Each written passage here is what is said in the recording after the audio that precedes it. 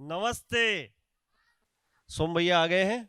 मैं सोम भैया के बारे में कुछ बताना चाहता हूँ। गुजरात ने देश की आज़ादी की मुख्य भूमिका निभाई है।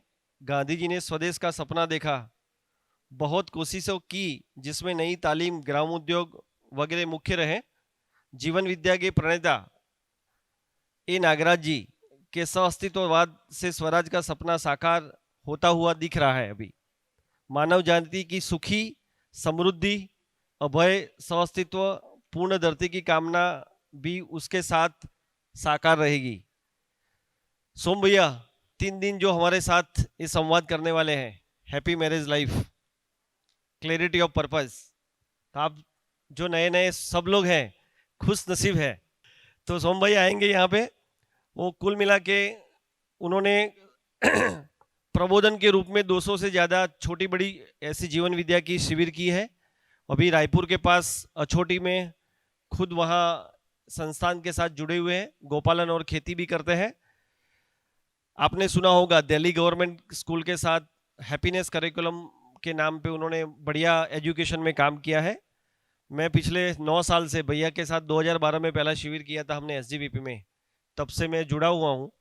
और आज 3 दिन एक विचार आया एक शिविर में, तो मैंने एक बार बोला था कि जितने घंटे शादी चलती है अभी, इतनी साल नहीं चलती। तो शिविर में एक शर्मा जी करके थे, तो बोले घंटे की तो छोड़ो पोषक भाई, मैं शर्मा रिसोर्ट चलाता हूं, तो शादी होने के बाद रिसोर्ट का बिल भी पेमेंट नहीं होता, इसके पहले लोग अलग हो जाते हैं। तो अभी समाज में जो सोशल वार्मिंग या फैमिली वार्मिंग है, इसकी वजह से बहुत सारे इश्यू आते हम देख रहे हैं। तो कमल भैया ने, विनोद भैया ने, हमारी जो टीम है, एक प्रस्ताव के रूप में भैया ने ले लिया, और happy marriage clarity of life, एक बढ़िया सा मिशन, एक नया फ्यूचर आने वाली पीढ़ी के लिए। मैं क्लियर हूँ, बहुत 3 दिन का ये जो सेशन रहेगा वो एक नई दिशा देगा, अस्तित्व के लिए, सअस्तित्व के लिए, मानव जात के लिए। मेरे को शादी के 30 साल हो गए, अभी भी मेरे को पर्पज पता नहीं है, क्लैरिटी नहीं है शादी है क्या। तो आप लोग खुश नसीब है, और मैं सोम भैया को रिक्वेस्ट करता हूं, जोरदार तालियों से हम उनका स्वागत करेंगे। धन्यवाद भैया। सभी प्यारे मित्रों को नमस्कार। कितने लोग गुजरात के बाहर के हैं? हाथ उठाइए। कितने लोग गुजरात के बाहर के हैं? 1 2। अच्छा, तो काफ़ी लोग ड्रॉप हुए हैं, ड्रॉप काफ़ी हुए हैं। दोस्तों, इस शिविर का आयोजन महज एक चर्चा से शुरू हुआ। मैं पहले ये बता दूं कि ये किस तरह का काम हम लोग कर रहे हैं, और फिर ये आपका शिविर का आयोजन कैसे हुआ है।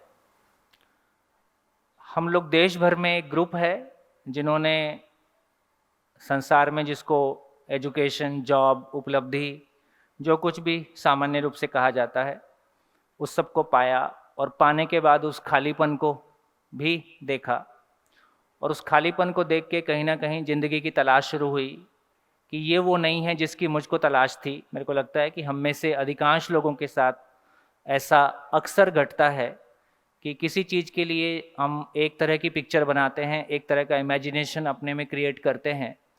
जब वहाँ पहुँचते हैं तो पहुँचने के बाद पता चलता है कि ये वो नहीं थी जिसकी मुझको तलाश थी, या ये उतनी सुखदायी नहीं निकली जितना मैंने सोचा था। कितने लोगों के साथ, आपके साथ कभी ऐसा हुआ है ना? चाहे वो शादी का मामला है, चाहे वो जॉब का मामला है, अधिकांश जैसा हम कल्पना में इमेजिन किए होते हैं, जब रियलिटी सामने आती है तो उसकी पिक्चर, दोनों पिक्चर में काफ़ी अंतर हमको दिखाई देता है। तो दोस्तों, वहाँ से ज़िंदगी की तलाश शुरू हुई।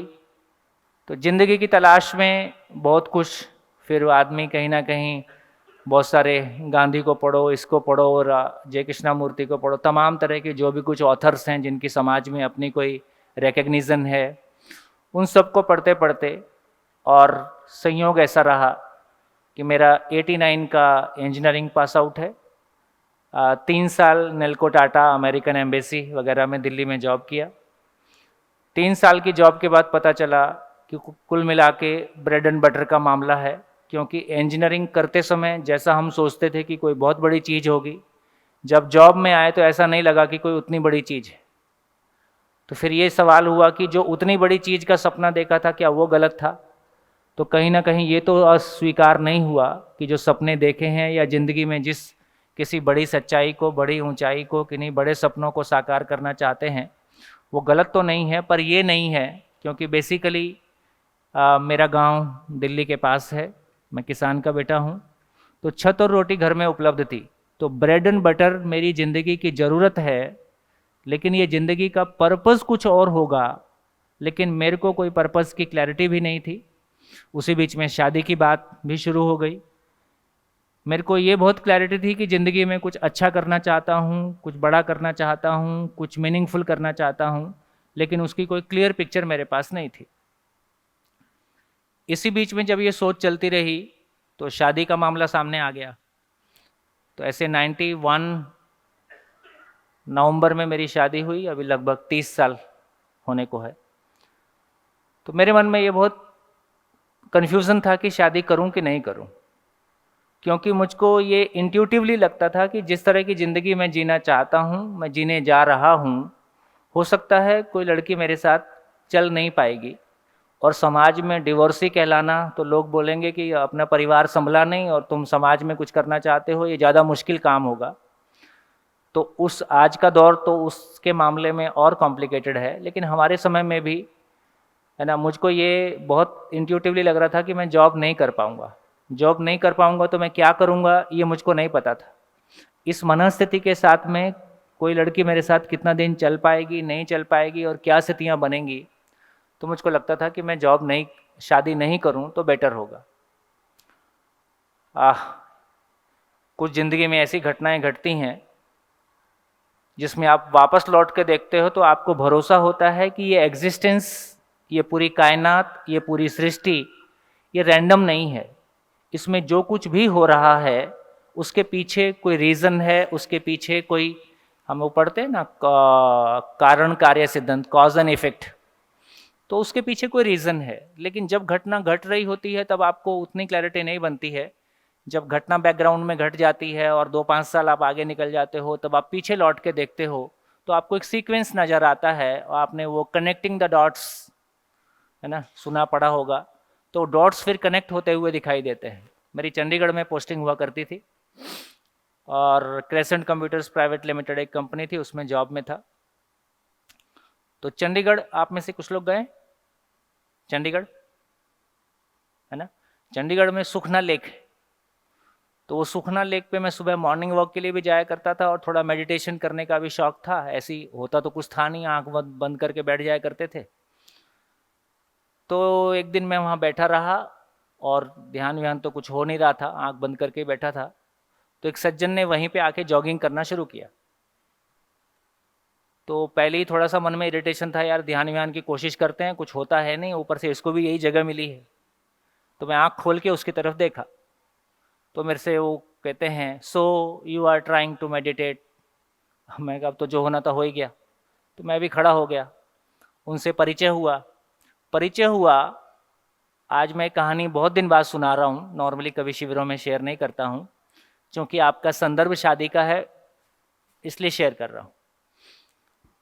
तो उन्होंने अपना इंट्रोडक्शन दिया। वो एक सज्जन थे, उनका नाम था BM गरियाली। वो CPWD में एग्जीक्यूटिव इंजीनियर थे, फैमिली उनकी दिल्ली में रहती थी और वो अपनी जॉब पे चंडीगढ़ में अकेले रहते थे और मैं भी अकेला रहता था। तो फिर उनसे चर्चा शुरू हुई, तो उन्होंने जो अपने बारे में शेयर किया, उन्होंने शेयर किया कि वो माँ भगवती के भक्त हैं, कुछ साधना वादना करते हैं।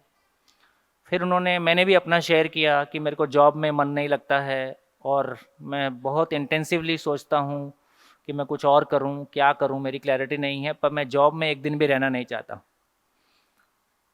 तो उन्होंने फिर अपनी ज़िंदगी की एक घटना शेयर किया। उन्होंने कहा कि मैं अपनी ज़िंदगी में कभी कश्मीर गया और कश्मीर में कोई सेब का बागान में कहीं घूमने गए होंगे। उस बागान में उनको एक फैमिली थी और उनके साथ 2 बच्चे थे। उन 2 बच्चों को देख के उनको बहुत इंटेंस फीलिंग हुआ कि मेरे भी 2 ऐसे ही बच्चे हों। तब तक वो अनमैरिड थे। तो बोले आप मानोगे नहीं, मेरी शादी हुई और शादी होने के बाद सेम 2 बच्चे फोटोकॉपी। तो ये कह के उन्होंने मेरे को ये कहने की कोशिश की कि यदि आपकी कोई बहुत तीव्र इच्छा है, बहुत तीव्र इच्छा है, तो ये एग्जिस्टेंस उसको सुनता है और वो इच्छा पूरी होती है। तो आप जॉब नहीं करना चाहते, तो मैं नहीं कहता इस शरीर यात्रा में या आगे शरीर यात्रा में, मैं एक ऐसा वातावरण चाहता था, एक ऐसी जगह जाता था जहां मेरे को झूठ ना बोलना पड़े, जहां मेरे को चोरी ना करनी पड़े, जैसा मैं चाहता हूं वैसा मैं जी सकूं, जिंदगी के मीनिंग को जी सकूं। ये सब मेरी इमेजिनेशन में था। बोले आज नहीं, आपको ना ये परिस्थितियां जरूर मिलेंगी। तो मैं तो घंटे और दिन गिनता था, वो बोल रहे थे ये अगली शरीर यात्रा में भी हो सकता है। तो मेरे को तो बात समझ में नहीं आई, लेकिन उनकी ये बात मेरे को बहुत समझ में आ गई कि ये एग्जिस्टेंस सुनता है। और यदि आप कोई बहुत पवित्रता के साथ, बहुत इंटेंसिटी के साथ में कोई चीज़ चाहते हो, ये कायनात हमको मदद करती है, ऐसी बहुत सारी बातें हम सुनते भी हैं। तो मेरे को ये आइडिया अच्छा लगा। तो मैंने सोचा कि ये बीएम गरियाली का एप्लीकेशन सैंक्शन हो सकता है, तो मेरा भी हो सकता है। तो मैंने भी डाल दिया। तो मेरी 2 प्रॉब्लम थी। एक मेरी प्रॉब्लम थी कि मैं जॉब नहीं करना चाहता था और किसी ऑल्टरनेट जिंदगी की तलाश में था, लेकिन उसकी कोई पिक्चर मेरे को बहुत क्लियर नहीं थी। दूसरा मेरे को कन्फ्यूज़न था कि शादी करूं कि नहीं करूं। तो बीएम गरियाली साहब से जो चर्चा हुई, उस चर्चा में वो आदमी मेरे को ये कन्विंस करके चला गया कि शादी तुमको करना चाहिए। उसने कुछ कुछ सुनाया लंबा चौड़ा और मैं कन्विंस भी हो गया, लेकिन डर तो था ही कि कैसे होगा। तो मैं मेरी माँ को बहुत पसंद करता हूँ, अब तो नहीं है, चली गई। तो मैं मेरी माँ को बहुत पसंद करता था। तो मैंने भी ऊपर वाले को एप्लीकेशन डाल दिया कि यदि बीवी देना तो मेरी माँ जैसी देना, क्योंकि वही झेल पाएगी, और नहीं तो मत देना, है ना। देना तो माँ जैसी देना, पहली एप्लीकेशन। दूसरी एप्लीकेशन, जैसा मैं जीना चाहता हूँ मुझको वैसी ज़िंदगी मिले, इसके लिए जो कीमत होगी मैं चुकाऊंगा।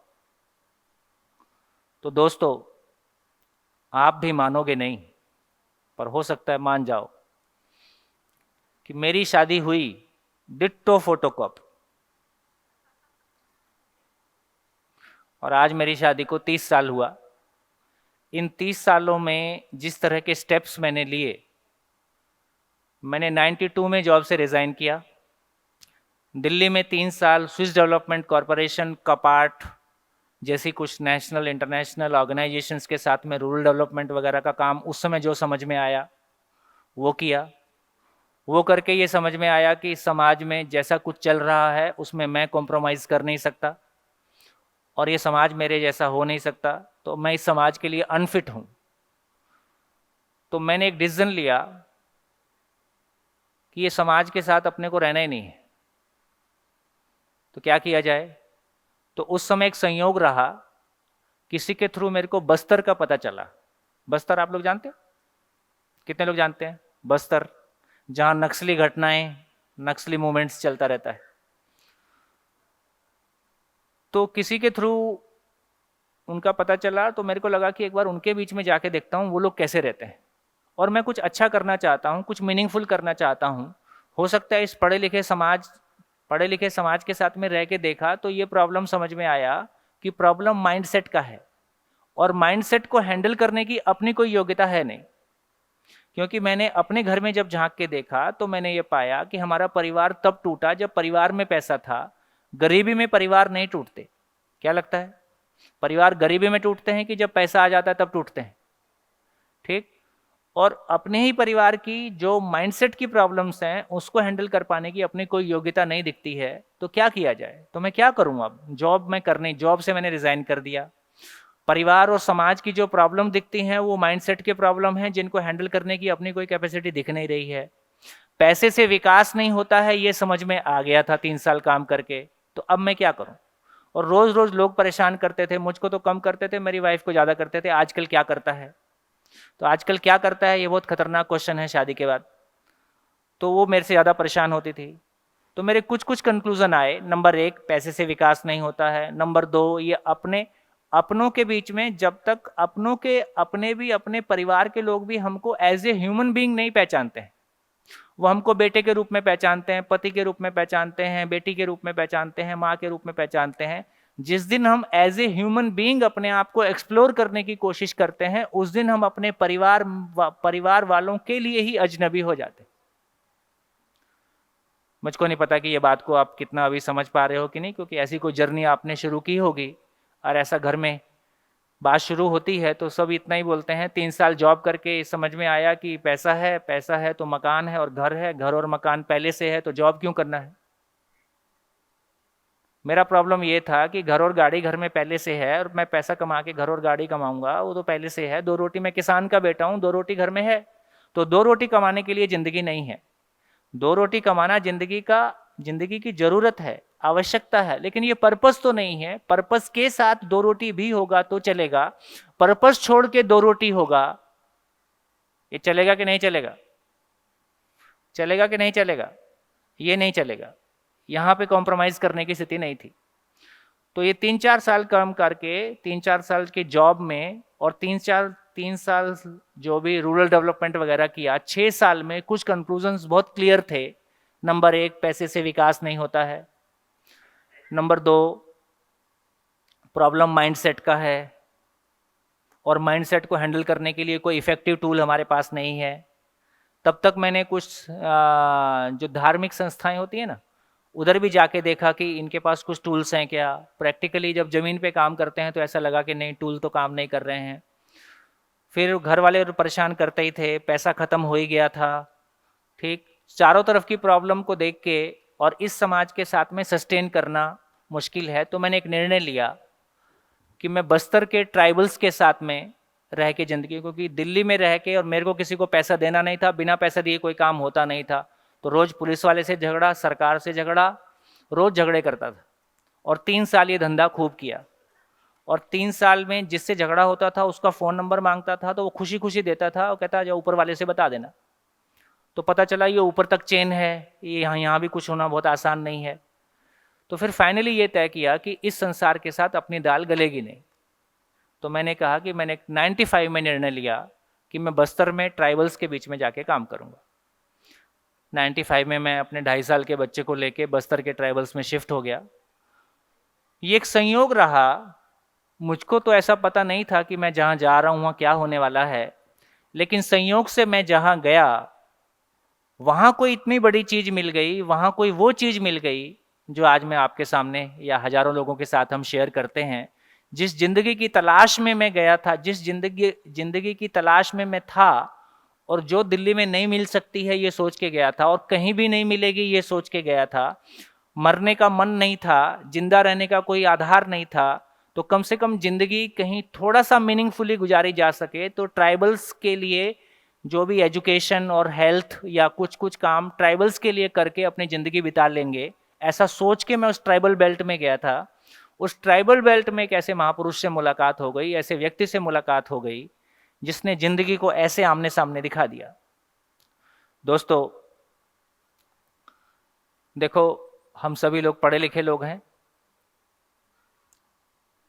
साइंस कहाँ अनआंसर्ड हो जाती है वो भी जगह हमको पता है, जिंदगी कहाँ अनआंसर्ड है वो हमको पता ही है। लेकिन बहुत अच्छी बात एजुकेशन की ये है कि एटम और सेल को हम क्लासरूम में पढ़ा सकते हैं और एक क्लासरूम में हिंदू, मुस्लिम, सिख, ईसाई और सारे देश और सारे मेल फीमेल सभी एक साथ बैठ के पढ़ते हैं, कोई प्रॉब्लम नहीं है। लेकिन आदमी के लिए हमारे पास ऐसा कोई मैकेनिज्म नहीं है ना, कि वाकई में जितनी क्लैरिटी के साथ, जितना ऑब्जेक्टिवली मैं एटम और सेल को पढ़ सकता हूं, उतना ही ऑब्जेक्टिवली मैं जिंदगी को भी समझ सकता हूं। क्लासरूम में जिंदगी को लाया जा सकता है। ये एक अद्भुत घटना उस महापुरुष से मिलने के बाद घटी। मैं ही नहीं, मेरे जैसे हम बहुत सारे लोग हैं जिन्होंने IIT, IIM और जो कुछ भी हाईएस्ट एजुकेशन हो सकती थी, उपलब्धियां हो सकती थी, उसको पाने के बाद, उसका खालीपन देखने के बाद, अपनी ही ज़िंदगी में उसका खालीपन देखने के बाद ज़िंदगी की तलाश में निकले और कोई बढ़िया चीज़ मिल गई तो उस चीज़ को हम आप लोग के साथ में, पूरे देश के साथ जहाँ जहाँ मौका में, हम सारे लोग इसको बिना किसी आर्थिक अपेक्षा के शेयर करते हैं। ये हमारे लिए कोई फाइनेंशियल मॉडल नहीं है कि मैं कोई वर्कशॉप करने जाऊँगा और मेरे को वहाँ इतना पैसा मिलेगा। हम सभी लोगों को लगता है कि इस बात से हमारी अपनी पर्सनल लाइफ, फैमिली लाइफ और हमारी ज़िंदगी एज ए होल में कोई मीनिंग मिला है। जो खुशी हमको मिली है उस खुशी को अपने भाई बहनों के साथ में शेयर करते हैं, परिवार भाव से शेयर करते हैं। देश में और देश के बाहर भी हमारे बहुत सारे मित्र हैं जो इस काम को, जैसा मैं आपके साथ शेयर कर रहा हूँ, ऐसे करते हैं। तो एक तो मैंने ये कहने की कोशिश की कि ये किसी तरह का कोई फाइनेंशियल, आपको भी इस आयोजन का बेसिक जो स्ट्रक्चर है वो ऐसा है कि हम लोग आते हैं तो उसका हमारे आने जाने का या हमारे बोलने का कोई खर्चा आपके ऊपर नहीं है। आप लोग वर्कशॉप करने आते हो तो आप लोग अपने खाने पीने रहने का जो एज ऑन एक्चुअल है उसको आप खुद वहन करें। और इस वर्कशॉप में किसी भी तरह का कोई भी फंडिंग, किसी व्यक्ति का फंडिंग या किसी समाज का या सरकार का फंडिंग हम पूरे देश में नहीं लेते हैं। यही इसका काम करने का तरीका है। लेकिन जब गुजरात में पिछले समय से काम शुरू हुआ है, जिस तरह के रिजल्ट्स यहाँ लोगों को मिले हैं उससे सब में कोई बहुत अच्छा उत्साह है। कमल मंगल जी एक बार खड़े हो जाएं। कमल मंगल जी से कितने लोग परिचित हैं यहाँ? हाथ उठाएं। ओह, सारे ही आपके परिचित। तो कमल मंगल जी की उम्र और जो कुछ आप कर रहे हैं, आनंद निकेतन के नाम से आप स्कूल चला रहे हैं, तो उस क्रम में एक दिन अभी जब मैं वर्कशॉप करता हूँ, सामाजिक वर्कशॉप हम करते हैं, तो किसी भी वर्कशॉप में यंग जनरेशन होता ही है। तो 2-3 क्वेश्चन बार बार उठ के आ रहे थे कि शादी क्यों करना है।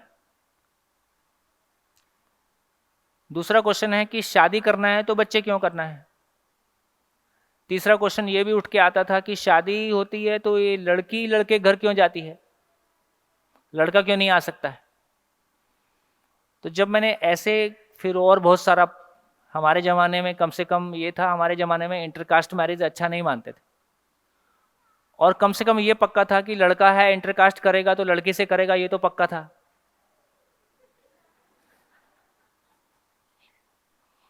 तो अभी के ज़माने की प्रॉब्लम कई तरह की, अलग तरह की भी हो गई हैं। क्या सही है क्या गलत है मैं उस बारे में अभी कुछ नहीं कह रहा हूँ, लेकिन प्रॉब्लम की कॉम्प्लेक्सिटी हमारे ज़माने में शायद उतनी नहीं थी। आपके ज़माने में अब, क्योंकि हम लॉजिकल हैं, हर चीज़ को लॉजिक से देखते हैं, और ज़िंदगी कई बार बियॉन्ड लॉजिक है, या अभी हमारा लॉजिक उतना डेवलप नहीं हुआ है कि हम ज़िंदगी को देख सकें। तो कई बार बहुत सारी स्थितियाँ ऐसी बनती हैं कि जहाँ एक ऐसी स्थिति आती है कि हमको मतलब बहुत रास्ते दिखाई नहीं देते हैं। तो ऐसी चर्चा हमारी आपस में होती रही कि इस तरह के क्वेश्चंस आजकल काफ़ी आ रहे हैं, और शादी नहीं करने वालों का रेशो भी बढ़ता हुआ दिखाई देता है। आत्मीय यूनिवर्सिटी राजकोट में है, वहाँ मैंने यूथ के साथ में हम लोग काफ़ी काम करते हैं, तो उनके साथ काम करते करते पता चला कि काफ़ी लोग शादी नहीं करने जैसा भी सोचते हैं, और नहीं करने वालों के पास नहीं करने का कोई ठोस रीज़न नहीं है, और करने वालों के पास तो वैसे भी कोई रीज़न नहीं। सबकी होती है इसलिए कर ली, नहीं करेंगे तो क्या करेंगे, इस टाइप का बहुत कुछ रहता है। तो वहाँ से ऐसी कमल मंगल जी ने कहा कि एक वर्कशॉप कर लें क्या। अब मैंने एक्सक्लूसिवली ऐसा कोई वर्कशॉप हमने नहीं किया कि जिसमें हम केवल मैरिज को लेके बात करें या यूथ के साथ हम कोई इस तरह का वर्कशॉप करें। ऐसे पिछले 20 साल से हम और हमारे मित्र इस तरह का काम करते हैं, लेकिन ये पहली वर्कशॉप है जब हम यूथ के साथ कर रहे हैं, इसलिए आप सब लोगों को जोरदार धन्यवाद और कमल जी को जोरदार धन्यवाद।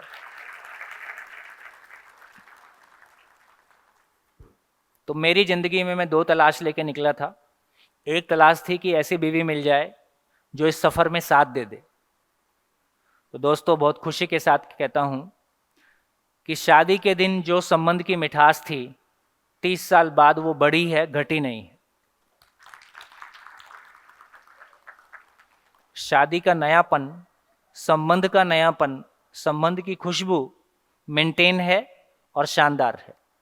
और जितनी उठापटक हमारी ज़िंदगी में हुई है, कभी वक्त आएगा उसकी चर्चा कर सकते हैं। मैं एक ऐसे मध्यवर्गीय परिवार से आता हूँ, लेकिन बचपन से हॉस्टल्स में रहा, तो मैंने कभी गरीबी देखी नहीं है।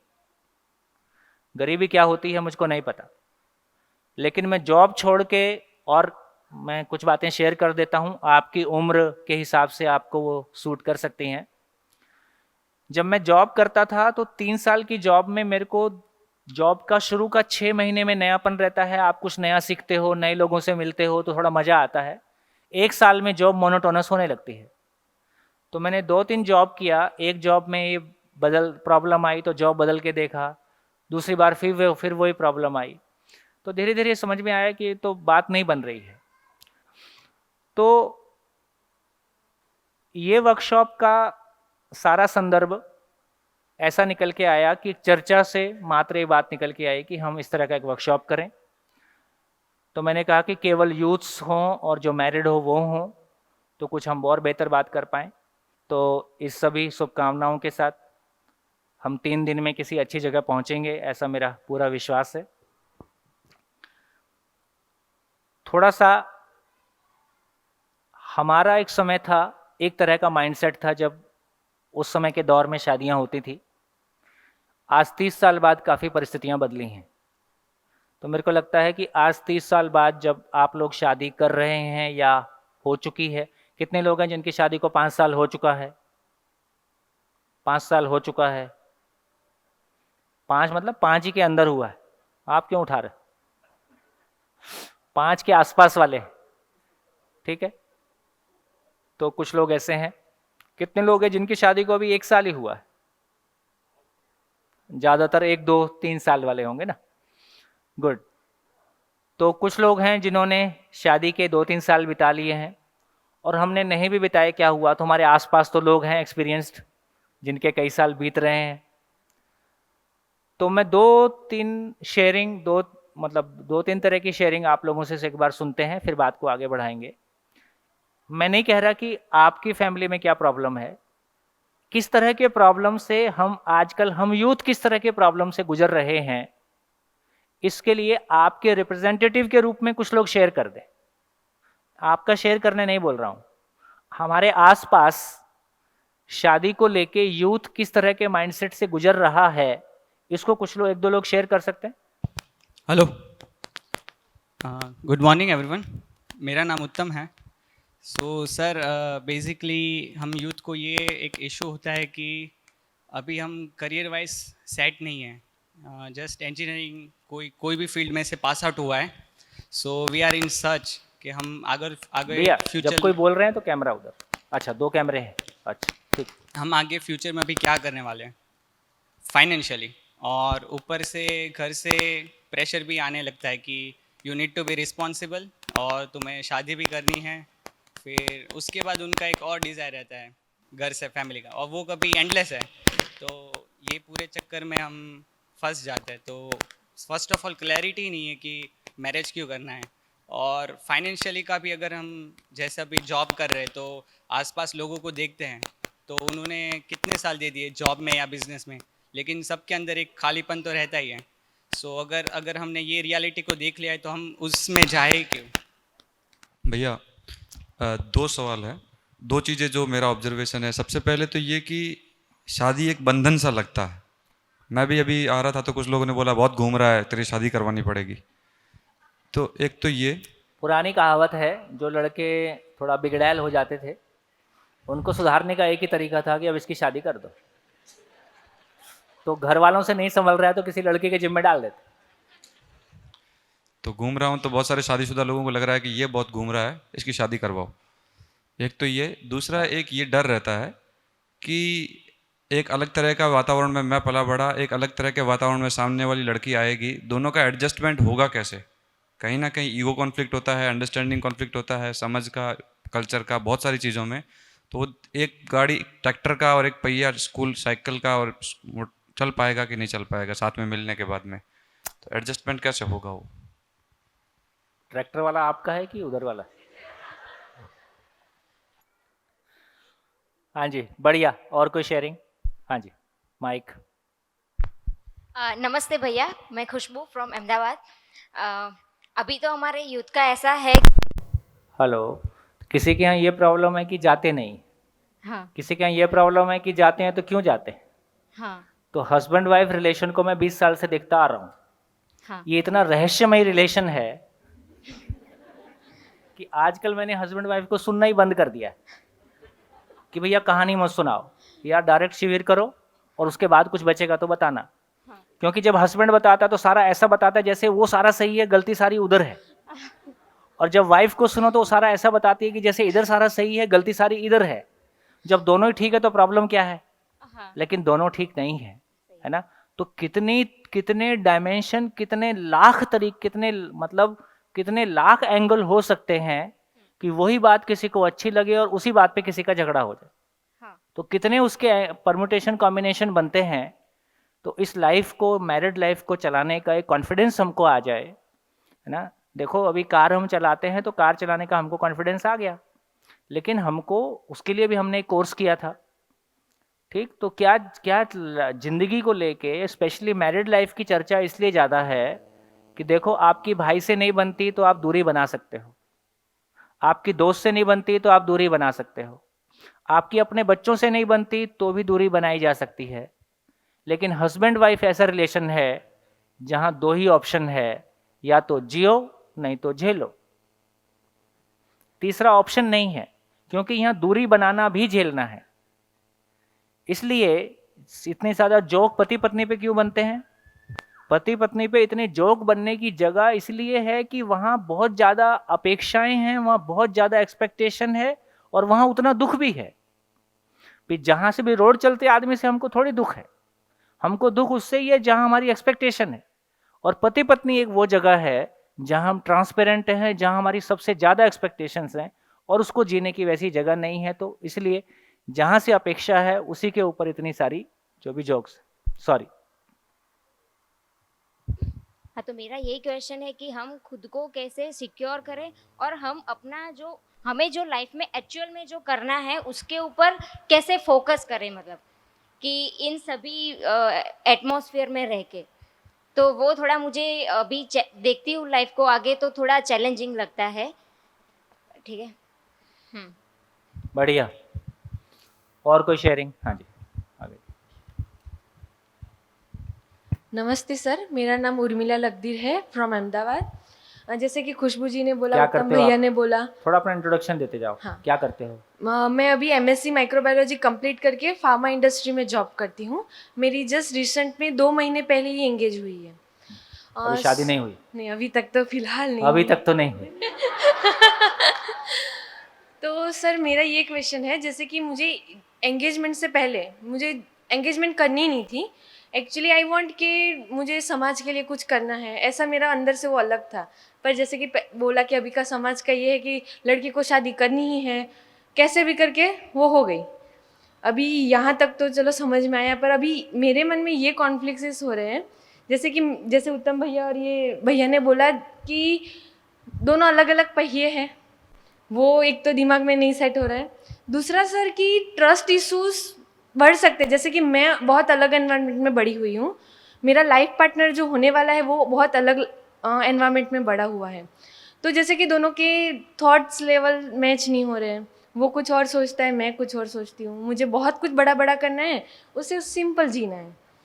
अभी ये दोनों के बीच में कॉन्फ्लिक्ट्स हो रहे हैं। दूसरी चीज़ है कि सर आगे सबके मैरिजेस देखे हुए हैं कि सब झगड़ते ही है, आफ्टर मैरिज झगड़ना ही है, बस 2-4 साल जिए फिर तो बस चालू रामायण। तो सर मुझे 2-4 साल नहीं है, हनीमून से ही वापस आते हैं। हाँ वो भी है।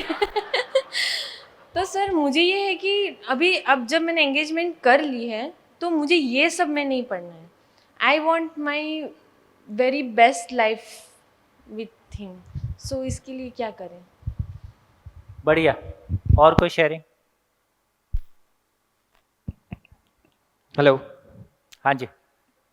Dhaval Gokani here. I'm a career counselor from Ahmedabad.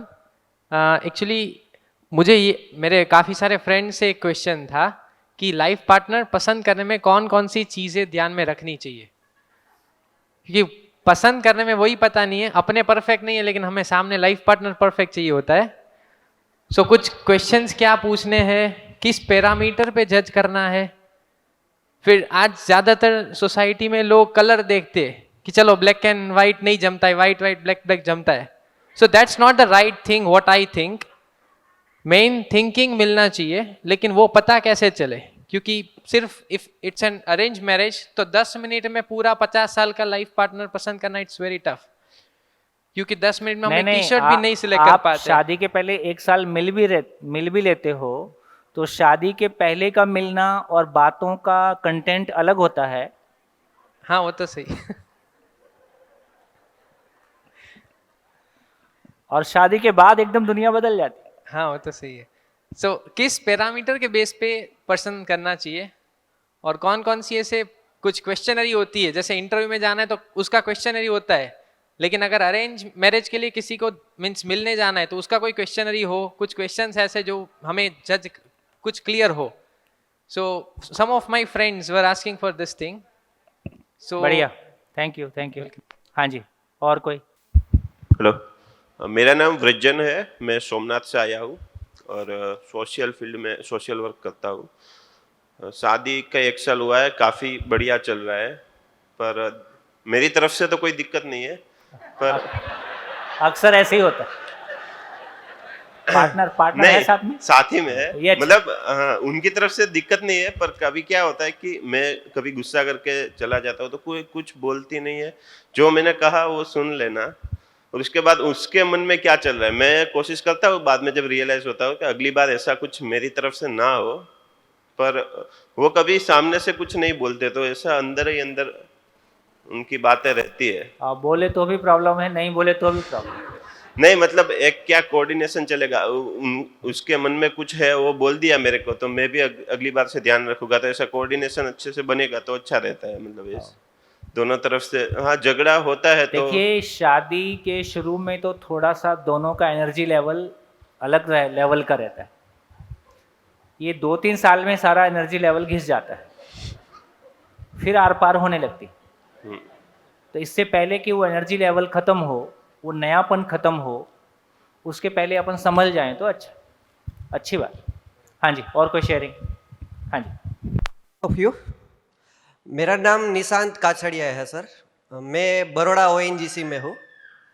अभी सर आपने स्टार्टिंग में एक क्वेश्चन किया था कि आपके आसपास में ऐसा क्या हो रहा है कि आपको ऐसा लगता है कि अभी मतलब कि इंडिया में, या तो मैं गुजरात में हूँ सर, गुजराती हूँ, तो क्या ऐसा हो रहा है कि जैसे मैरिज लॉन्ग टर्म नहीं है, मतलब कि शॉर्ट टर्म हो रहा है। तो मुझे ऐसा लग रहा है सर कि 70% तो दिक्कत ये है कि हमें मैनेज करना है नहीं करना है वो क्लियरिटी नहीं है, और दूसरी चीज़ कि बाकी के जो 20% हो रहे हैं वो ये हो रहे हैं कि सब कर रहे हैं, हम कर रहे हैं। और जब भी मैं या तो कोई भी लोग जाते हैं मैरिज करने, तो वो पहला ये होता है कि घर से बोला है कि मैरिज करना है तो अभी मैरिज करना पड़ेगा।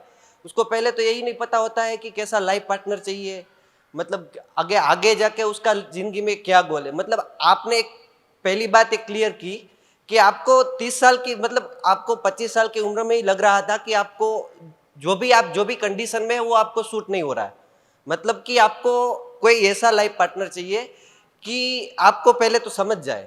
तो वो मुझे समझने के लिए सर पहले मुझे समझना पड़ेगा कि मुझे क्या पता है। मुझे पता ही नहीं है कि मुझे क्या पता है, तो सर मैं सामने वाले के, मतलब कि सामने वाला जो भी है लाइफ पार्टनर है उसमें मैं क्या ढूंढूंगा।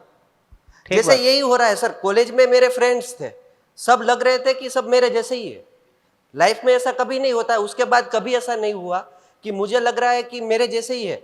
जैसे कोई भी है, मेरे रिश्तेदार है या तो कोई लाइफ पार्टनर है, कोई भी, मुझे ऐसा नहीं लग रहा है कि मेरे जैसे है, क्योंकि कॉलेज में पहले दिन से ही पता चल गया था। जैसे कोई सिगरेट पीता है तो उसको पता है कि 2-4 लोग वहाँ बैठ के सिगरेट पी रहे हैं, तो सेम थिंकिंग होना चाहिए।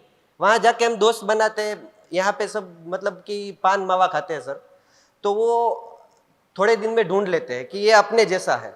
तो अपने जैसा ढूंढने के लिए मुझे अपने आप को जानना बहुत ज़रूरी है, जो कि वो नहीं है। फिर मैं कोई लाइफ पार्टनर ढूंढने निकलता हूँ, उसको भी नहीं पता है उसको क्या चाहिए, मुझको भी नहीं पता मुझको क्या चाहिए सर। तो 2 साल के बाद वो गिरना ही गिरना है। तो पहला तो यही है। और दूसरा सर, अभी मुझे लग रहा है कि ये ज़्यादा से ज़्यादा दिक्कत अभी लास्ट 3 या 4 ईयर्स में जो भी आया है वो सोशल मीडिया से आया है सर। हाँ, इंस्टाग्राम में सर, जैसे मैं कहीं पे गया हूँ हनीमून में XYZ जगह पे, मेरे बजट के हिसाब से गया हूँ। अभी सोशल मीडिया में मेरे फ्रेंड ने मैरिज किया है, कोई दूसरे व्यक्ति ने, रिलेटिव्स ने मैरिज किया है, वो क्या होता है, वो अपने बजट के हिसाब से कहीं और गया है। तो अभी 2 साल के बाद वो प्रश्न आता है कि आप वहां पे मुझे नहीं लेके गए। मेरा नहीं है, सबका यही प्रॉब्लम है सर। आप नहीं लेके गए हैं, या तो आपको मतलब कि आप उस टाइम पैसे देखे थे, या तो कोई भी चीज है सर, यही हो रहा है ना। मेरे 2-3 फ्रेंड है सर, जैसे ही आप बोले वैसे 2-3 फ्रेंड है जिसका विद इन 2 और 3 मंथ्स में मतलब डिवोर्स हो गया, वो यही चीज था कि आपको पता नहीं है कि गिफ्ट कैसे लाना है, क्या गिफ्ट लाना है। तो पहले ही क्लियरिटी, तो पहले मैं जब लाइफ पार्टनर ढूंढने निकलता हूँ तब ठीक मुझे कह रहे। क्लियरिटी होनी चाहिए सर ठीक करे। कि भाई यही चीज मुझे ढूंढनी है। तो सर मेरा थोड़ा थोड़ा अभी वो ट्रैक है, लेकिन एक्चुअली फिर भी मुझे क्लियरली पर्पस नहीं पता है सर।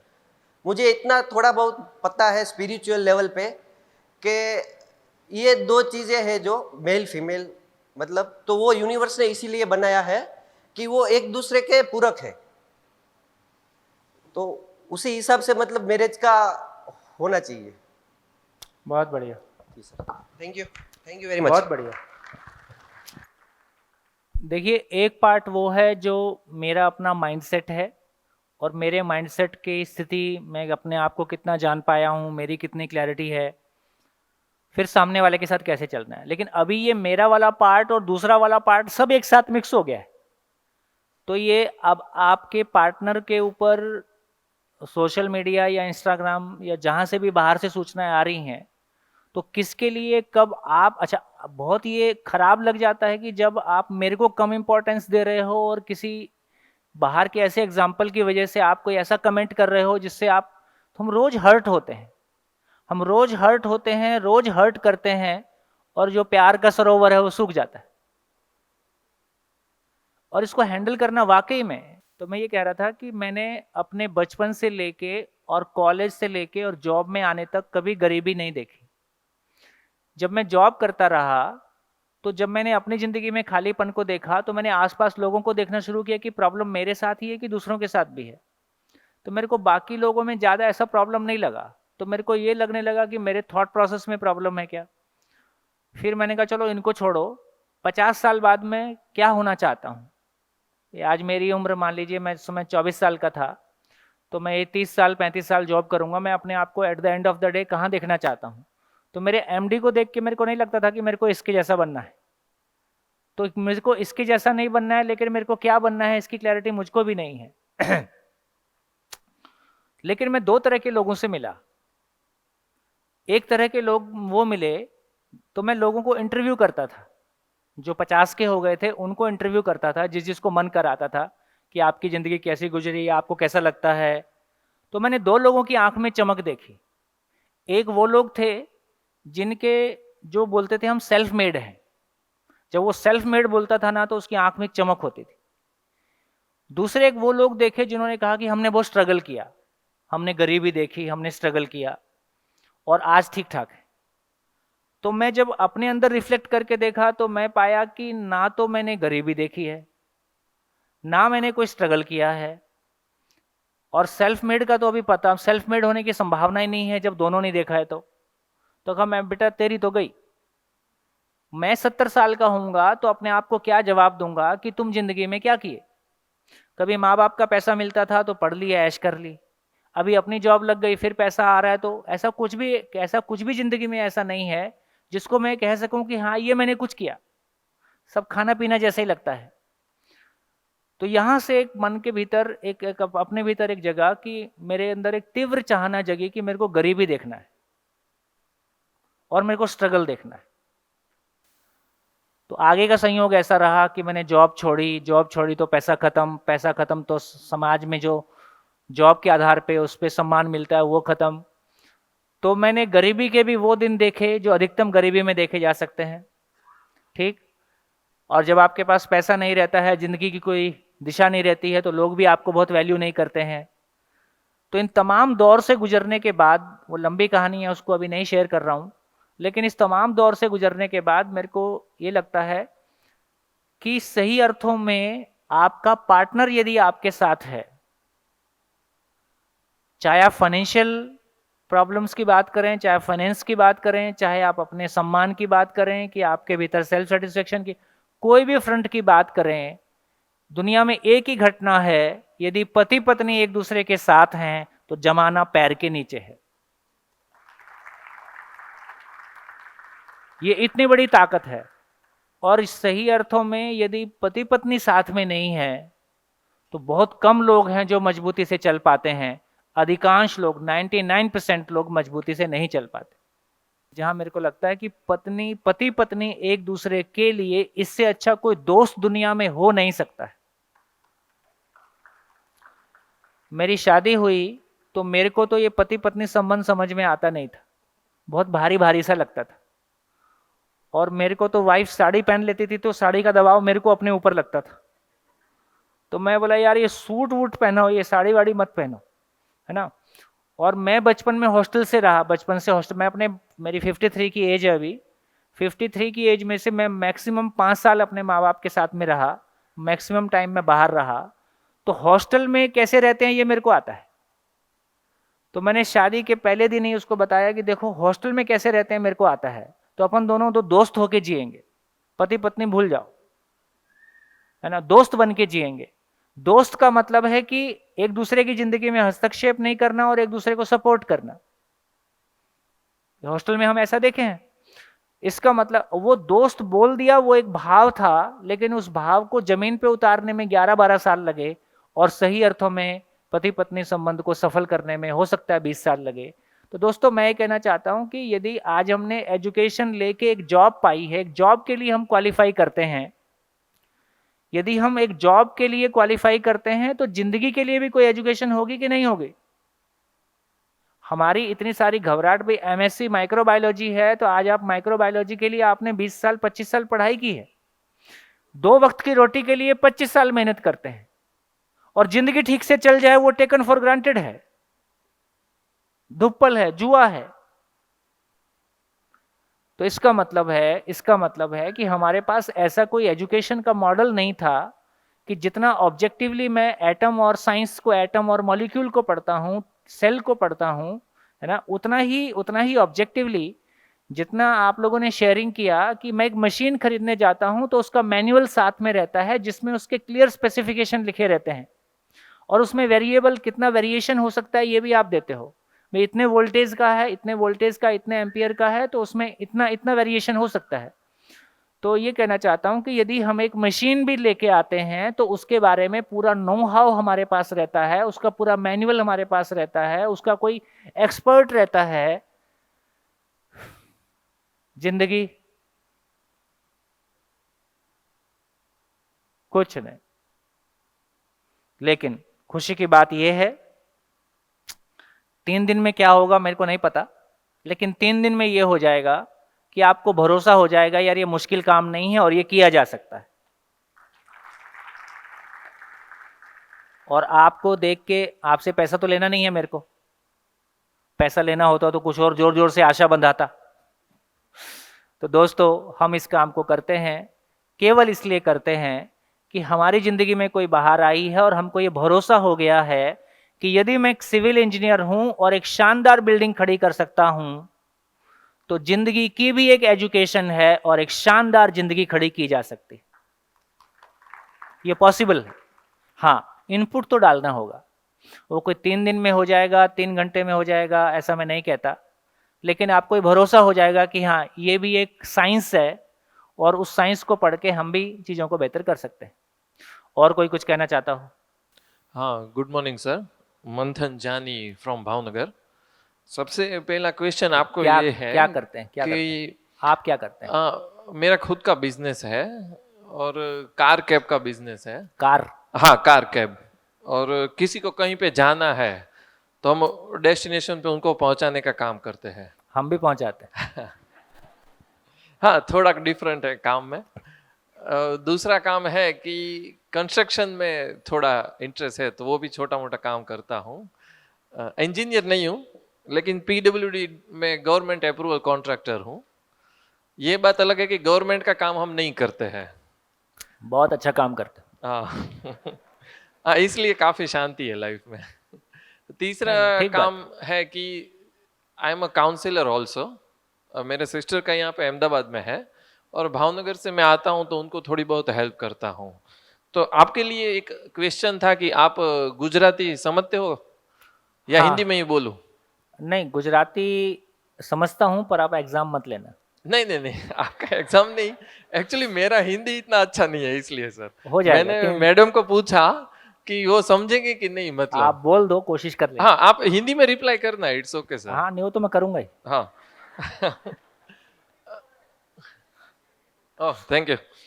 मेरे इतने क्वेश्चन नहीं थे, लेकिन थोड़ा ऑब्जर्वेशन है कि अभी आपने बताया कि परिवार जो है वो गरीबी में टूटता है या फिर पैसा होता है तब टूटता है, लेकिन ये मेरा ऑब्जर्वेशन है, might be I am wrong, उनको करेक्ट करना, कि परिवार तो नहीं टूटता है लेकिन शादी टूटने के चांस तो हो ही जाते हैं गरीबी में। फिर वो शादी है नहीं। Might be, देखो हाँ। मैंने जब जॉब छोड़ा ना, तो मेरी माँ ने कहा कि तुमको यही सब करना था तो तुमको शादी नहीं करना था। मैंने शादी के 3 महीने बाद जॉब से रिज़ाइन किया, शादी के 3 महीने बाद, और कोई बचत पे नहीं। मैं कभी पैसा अपनी जेब में रखा ही नहीं, जो सैलरी आई भाई को दिया, पेट्रोल का पैसा लिया, ख़त्म, जीरो बैलेंस। 3 महीने बाद जॉब से रिज़ाइन। तो मेरे मन में ये चलता था कि लोग मेरे घर के या मेरे को मेरे मित्र ये सब बोलते थे कि तुमको ये सब करना था, शादी नहीं करना था।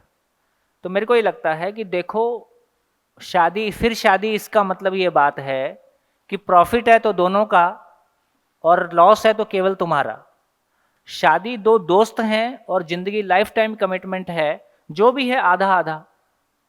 ये मेरी ज़िंदगी में बाहर आएगी तो तुम साथ खड़े मिलोगे, और मेरी ज़िंदगी में कोई प्रॉब्लम आएगी या कोई परेशानी आएगी तो वो तुम्हारी नहीं होगी। फिर यार तुम साथ चलने लायक भी नहीं हो।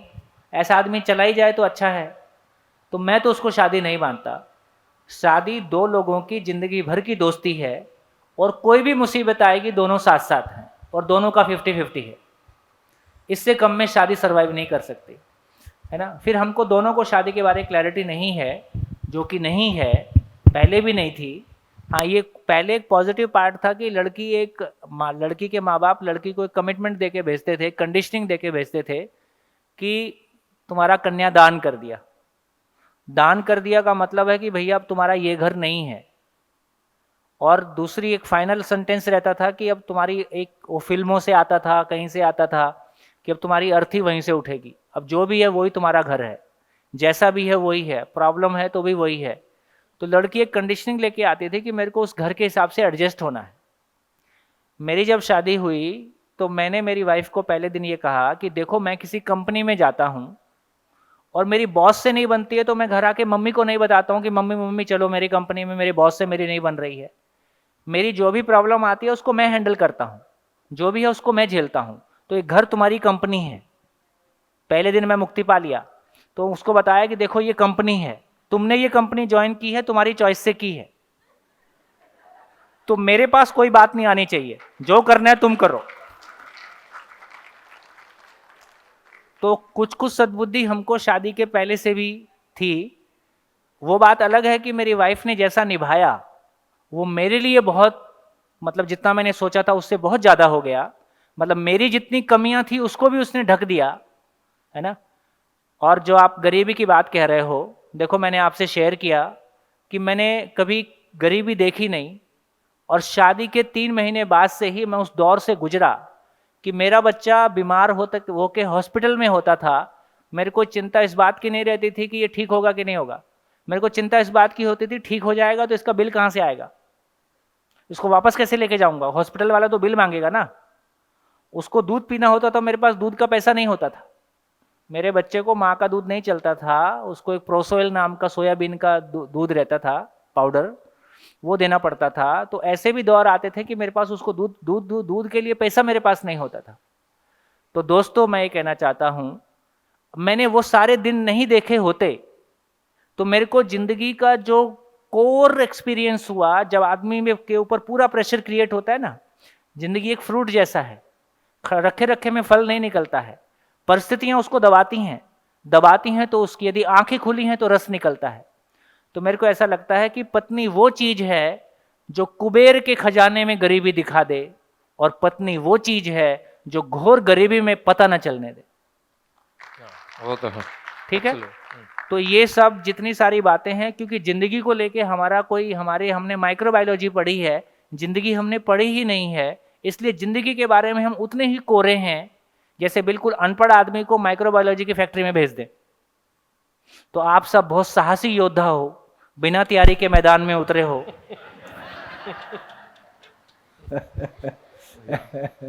लेकिन आशा की किरण है, करेंगे। और कोई बात आपके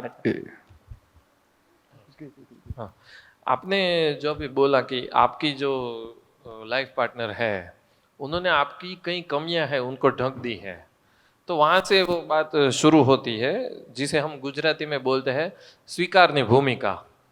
તમે જેવા છો એવા એમણે તમને સ્વીકારી લીધા છે. तुम जैसे हो मुझको स्वीकार हो. હા, એટલે હમણાં કોઈ ક્વેશ્ચન કરેલો કે ભાઈ કેમ મેરેજમાં અત્યારે રિસન્ટલી બહુ પ્રોબ્લેમ થાય છે, તો મારું ઓબ્ઝર્વેશન એવું કહે છે કે સ્વીકારની ભૂમિકા નથી હોતી ને એટલા માટે બહુ ઇસ્યુ થાય છે બંને બે બાજુથી, કે એમની જે આદતો છે, એમના જે લક્ષણ જેને આપણે કહીએ એ સ્વીકારાતા નથી એટલે ઇસ્યુ થાય છે.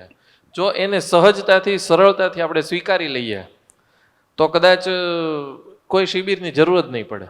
हाँ, ये कैसे हो जाए उसी के लिए शिविर की जरूरत है. हाँ भैया बढ़िया, थैंक यू. और कोई नहीं अभी बोल रहे हैं आप, कुछ और बोल रहे हैं? है अभी. हाँ हाँ बोलिए बोलिए. हाँ. दूसरी बात ये है कि सामने वाले की ये डाइजेस्ट सिस्टम देखनी पड़ती है कि आप उनको प्यार करते हो, प्यार देते हो, तो वो डाइजेस्ट कर पा रहे हैं कि नहीं. कभी कभी क्या होता है, शादी नहीं हुई होती है, इंसान जो है बहुत एंथुजियाज्म में होता है प्यार देने की चीज में, प्यार દેવાની વાતમાં માણસ ખૂબ ઉત્સાહી હોય છે, પણ એ જોવું પડે કે સામેવાળાની ડાયજેસ્ટ થશે કે નહીં.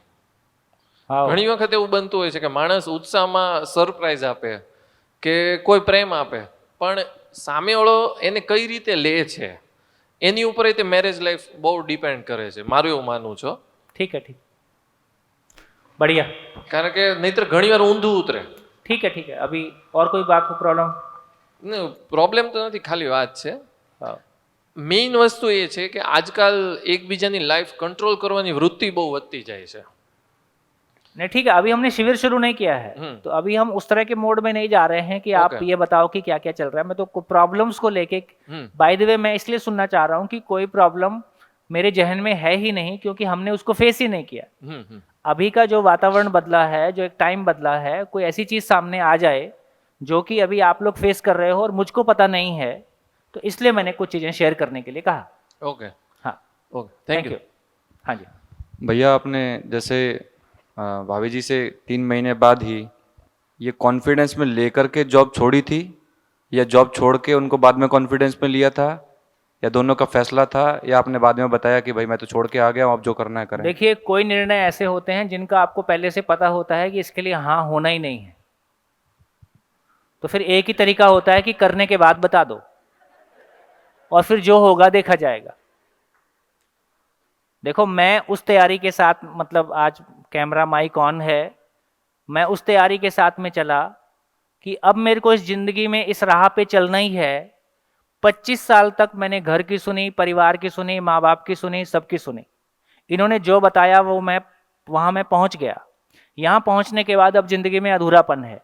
जब मैं लोगों से पूछता था कि अब जिंदगी का क्या मतलब है, कि जॉब हो गई, ये हो गया, बोले इसी का नाम जिंदगी है, शादी हो गई. मैंने इसी का नाम जिंदगी है तो अपना कोर्स पूरा हो गया, व्हाट नेक्स्ट, अब मैं 35 साल और क्या करूं? बोले तुम्हारा दिमाग खराब हो गया, ज़्यादा किताब पढ़ ली हो. तब जो भी है, लेकिन मेरे को आगे रास्ता चाहिए. तो जब मैंने फिर आगे तय किया कि अब मुझको आगे चलना है, अब समाज क्या कहेगा, लोग क्या कहेंगे, घर वाले क्या कहेंगे, अब मैं किसी की सुनने की स्थिति में नहीं हूँ. तो जो साथ चलेगा चलेगा, नहीं चलेगा तो मैं चलूँगा. मैं फाइनली उतनी भी तैयारी के साथ चला, यदि पत्नी को भी नहीं चलना होगा तो नहीं चलेगी, पर मैं चलूँगा. क्योंकि जब तक आपके पास वो संकल्प नहीं होता है, उस तरह का माइंडसेट नहीं होता है, तब तक फिर आप निर्णय नहीं ले सकते हो, है ना. मैं बस्तर के ट्राइबल्स में, जहाँ मेरी 7 पीढ़ियों में से कोई नहीं गया, आगे भी कोई नहीं जाएगा, मैं खाली हाथ परिवार लेके उस गांव में पहुंच गया और इस संकल्प के साथ कि फंडिंग नहीं लेना है. सरकार का कोई, मेरे पास वो टाइम था जब मेरे पास इंटरनेशनल फंडिंग जितनी मैं चाहता उतनी उपलब्ध थी, लेकिन ये क्लैरिटी आ गई कि फंडिंग से काम नहीं होगा. तो क्या होगा, तो किसी एक गांव में 10 साल रहना है, वहाँ का निवासी होकर रहना है, बिना फंडिंग के रहना है. तो मैं पत्नी से नहीं पूछा कि तुम मेरे साथ गांव में रहोगे कि नहीं रहोगी. दिल्ली से बताया कि रायपुर चलेंगे, जॉब लग गई है, वहाँ रहेंगे. अब वहाँ जाके, अब दिल्ली में मना कर देगी तो क्या करोगे? अब वहाँ जाके जो होएगा वहाँ देखेंगे, ठीक. और वहाँ पहुँच गए. वहाँ पहुँचने के बाद हुआ कि भाई उसको बस्तर नहीं जाना है, तो उसको रायपुर में रखा, मैं बस्तर चला गया. तो रास्ते तो हमको निकालने होते हैं, पर हमारी, मैं जो बात एक पीछे भाई ने कही थी, यदि हमारी क्लैरिटी है और क्लैरिटी में मूर्खताएं शामिल नहीं हैं। अब मूर्खता भी किसको बोला जाए बहुत मुश्किल है, तो मेरे को ऐसा लगता है कि रास्ते निकलते हैं। खैर आपको ये सब करने की ज़रूरत नहीं है, लेकिन हम हमारी कैसे स्टेप बाय स्टेप हम चल सकते हैं उसका एक ब्लूप्रिंट बना सकते हैं। बढ़िया, हाँ जी, माइक।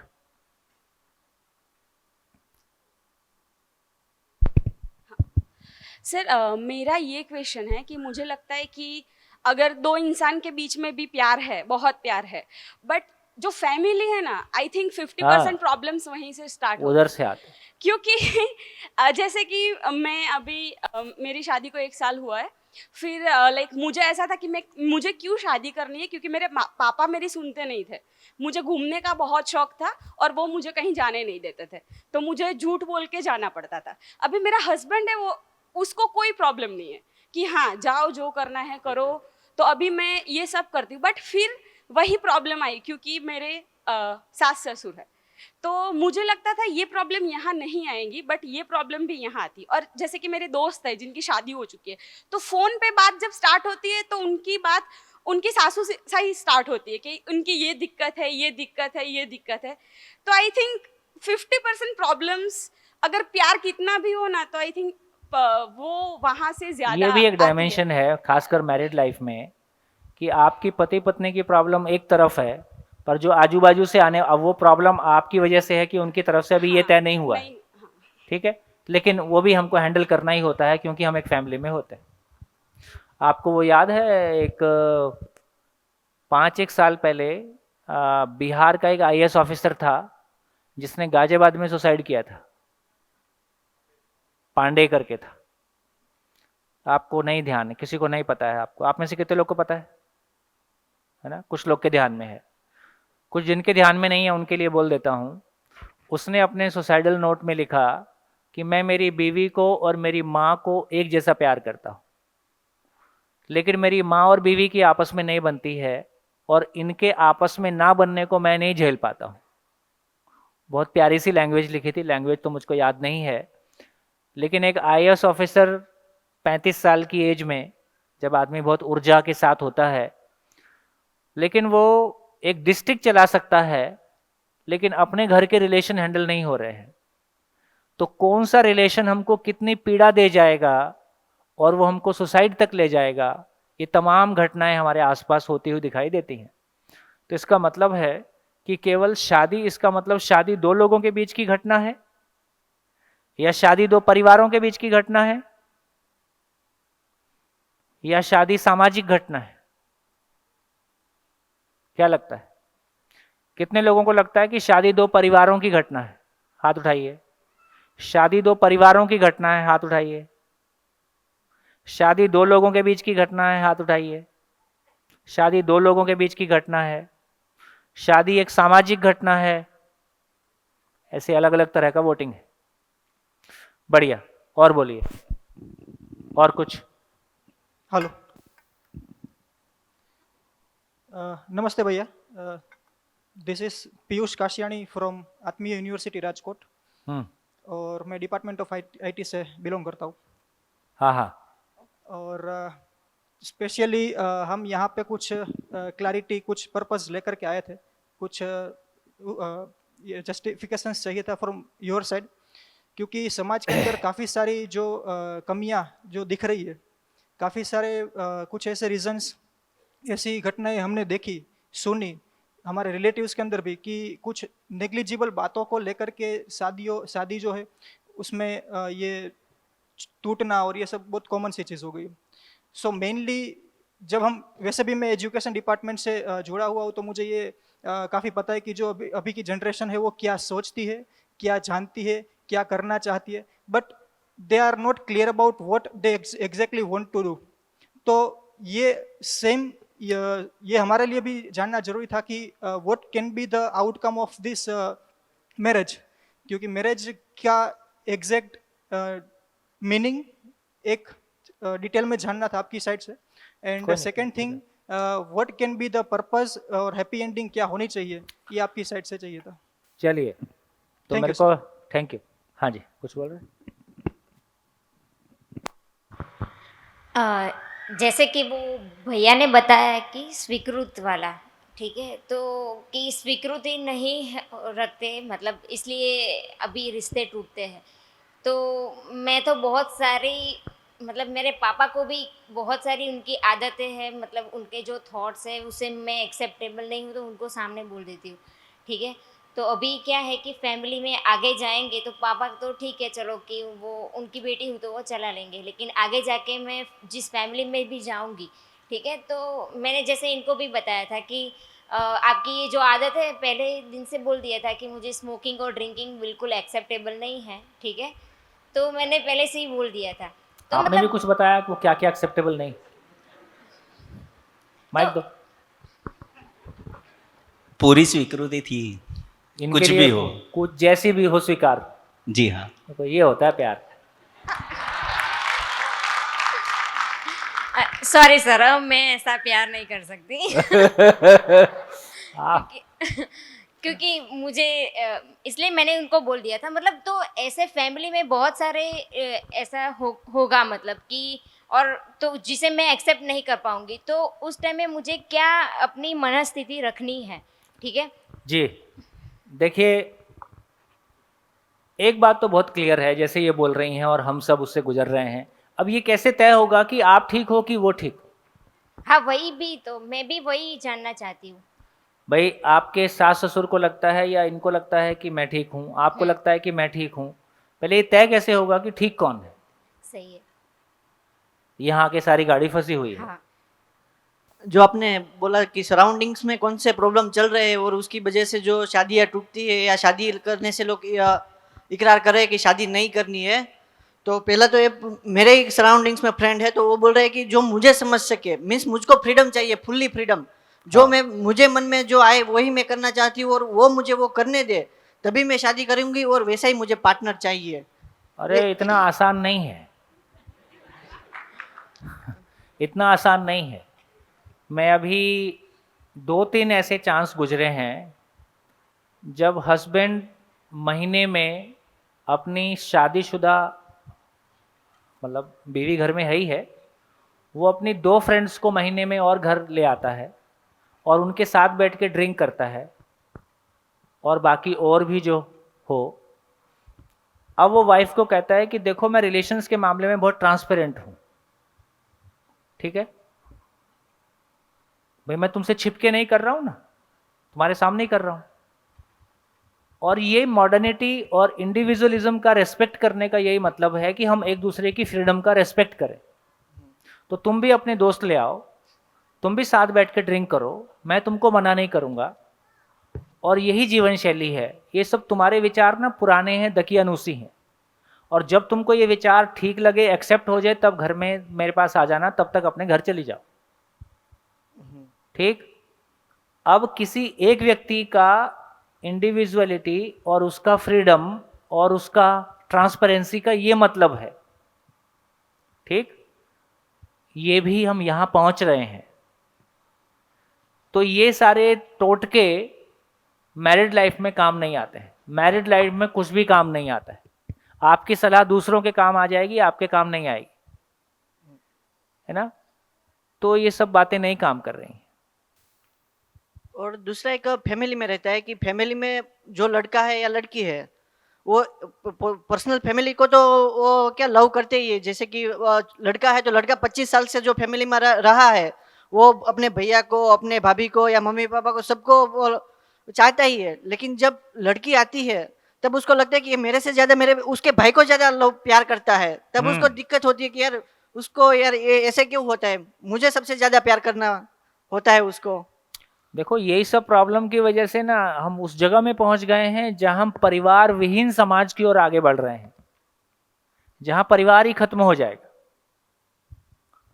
मतलब ये इतने सारी चीजों को हैंडल करने से आदमी को, ये जो शादी ना करने वालों की संख्या बढ़ रही है, उसको लगता है कौन इतनी हेडेक लेगा, किराए की माँ मिलती है, बच्चे हो जाएंगे, नहीं तो बच्चा गोद ले लेंगे। तो उसकी अपनी प्रॉब्लम्स है। मैरिज ना करो उसकी अपनी प्रॉब्लम है, मैरिज करो उसकी अपनी प्रॉब्लम है। इसका मतलब है कि जिंदगी जब तक समझ में नहीं आएगी तब तक प्रॉब्लम ही प्रॉब्लम है। और ये सब टोटके से हैंडल कुछ नहीं हो रहा, कुछ भी काम नहीं करता। आगे चलो। और लास्ट बात है हाँ कि जैसे कि अभी हमारे जो मेरे सराउंडिंग्स में जो हो रहा है कि जैसे पास्ट में कोई अफेयर या कुछ था, हाँ ये और जान तो वो फ्यूचर में जब लीकेज होता है तब वो दिक्कत होती है। लीकेज नहीं होता है। अभी लड़के को पता है कि मेरी शादी के पहले मेरे 4 रिलेशन रहे हैं, उसको अपने बारे तो पता ही है, तो उसको लगता है कि इसके भी 4 रहे ही होंगे, वो नहीं भी हो तो भी वो मान ही लेगा, इसमें आप क्या करोगे। ठीक। अच्छा, एक और है कि कई सारे लोग ना बहुत ट्रांसपेरेंसी में बिलीव करते हैं, तो वो शादी के पहले ही बता देते हैं कि मेरे 4 अफेयर थे। अब उसको लगता है 4 ही बताए हैं, हो सकता हो गए तो 6 4 8 10 होंगे। तो मेरे को कभी कभी ऐसा भी लगता है कि ये अनावश्यक बहुत सारी चीज़ों को, जब आपकी शादी हो रही है तो पास्ट को ख़त्म कर दो, ना आप पूछो ना वो पूछे। तो बहुत सारी जगह हम, जो शायद किसी ने कहा था कि अति उत्साह में हम बहुत सारी चीज़ों को शेयर करते हैं जिनको शायद शेयर करने की ज़रूरत नहीं है। कुछ बेवकूफ़ियाँ मैंने भी की हैं, कुछ आपने भी की होंगी। अब उस अच्छा, शेयर कर देना बहुत आसान है, सामने वाला उसको कैसे लेगा अब आपको पता नहीं है। देखो, सभी से ये कहना चाहता हूँ, मैं जिस बात को आपके साथ शेयर करने की कोशिश करूँगा, रिजल्ट 100% आएगा, इसमें मेरे को कोई शंका नहीं है, क्योंकि मैंने आज के पहले हज़ारों लोगों से बात की है और रिजल्ट आते हुए देखा है। लेकिन ये बात भी ठीक है कि जैसे मैंने एग्जाम्पल लिया कि यदि मैं माइक्रोबायोलॉजी का जॉब करता हूँ तो माइक्रोबायोलॉजी मैंने 20 साल उसको पढ़ा है, मतलब उसके पहले 12वीं तक एक बेस बनाया, तभी माइक्रोबायोलॉजी पढ़ पाए। तो जब मैं एक 2 वक्त की रोटी के लिए 20 साल 22 साल 25 साल मेहनत करता हूँ, तो जाके मैं 2 वक्त की रोटी के लिए कॉन्फिडेंस पाता हूँ कि हाँ, ये अब काम हो गया। तो मेरी जिंदगी में पर्सनल, फैमिली, सोसाइटल, जो कुछ भी हम फैलाव को देखते हैं, सब कुछ ठीक से चल जाए, ऐसा हम कितने लोग चाहते हैं? सब कुछ ठीक से चले, हम सभी चाहेंगे, नेचुरल है। उसके लिए मुझको कितना अपने आप को इन्वेस्ट करना होगा कि उसकी क्वालिफिकेशन, उसकी कॉम्पिटेंस, उसकी योग्यता मुझ में आ जाए, उसके लिए मुझको अपने आप को कितना इन्वेस्ट करना होगा। 2 वक्त की रोटी कमाने के लिए 25 साल लगा रहे, तो कम से कम 2 वक्त की रोटी के लिए कॉन्फिडेंस आया, वो भी सभी को आता है? कितने % को आता है? कितने % लोगों को 20-22 साल 25 साल लगाने के बाद ये कॉन्फिडेंस आ जाता है कि 2 रोटी के लिए अब सोचना नहीं पड़ेगा? 60 को आता है कि नहीं आता है? नहीं आता है। मोर देन 60, पापी हायर एजुकेशन की स्थिति पता है कि नहीं पता है? इस देश में पैदा होने वाले बच्चों में से 10% बच्चे किसी हायर एजुकेशन कॉलेज में एडमिशन लेते हैं, 90% लोग ड्रॉप आउट हो जाते हैं 12 तक।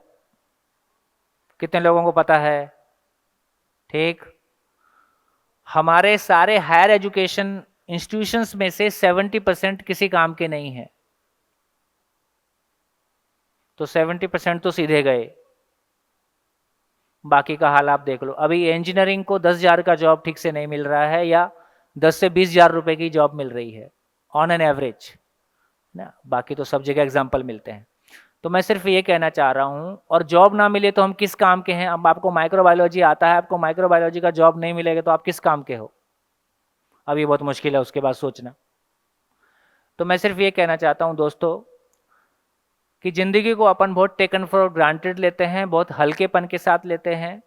यदि 2 वक्त की रोटी को पाने के कॉन्फिडेंस के लिए हमने 25 साल 20 साल मेहनत किया है, तो ज़िंदगी में कॉन्फिडेंस आ जाए, इसके लिए आपको क्या लगता है कि आपको कितना अपने आप को इन्वेस्ट करना होगा, कितना टाइम आपको देना होगा?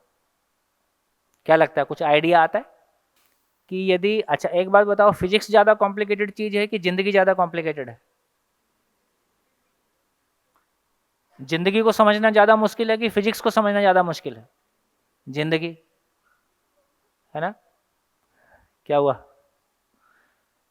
तो इससे ये तो हमारा ध्यान चला जाता है कि ये केवल है ना थंब रूल, कोई भी टोटका, ऐसा करो वैसा करो, ये कुछ भी काम तो आ नहीं रहा है। तो जिंदगी को भी जैसे हमने फिजिक्स और केमिस्ट्री को पढ़ा है, बायोलॉजी और माइक्रोबायोलॉजी और साइंस और एनाटॉमी को पढ़ा है, जिंदगी भी कोई उससे गहरी चीज है ना। तो एक उतनी सीरियसनेस की ज़रूरत है। चलिए एक काम करते हैं, एक कोई फ़ोन नंबर दो जिस पे कि मैं आपको अभी ये बोल रहा हूँ कि इतने सारे लोगों के व्यूज़ नहीं आएंगे, पर हम सबके व्यूज़ लेना चाहते हैं। मेरी पर्सनल भी रुचि है कि किस तरह के व्यूज़ आपके हैं।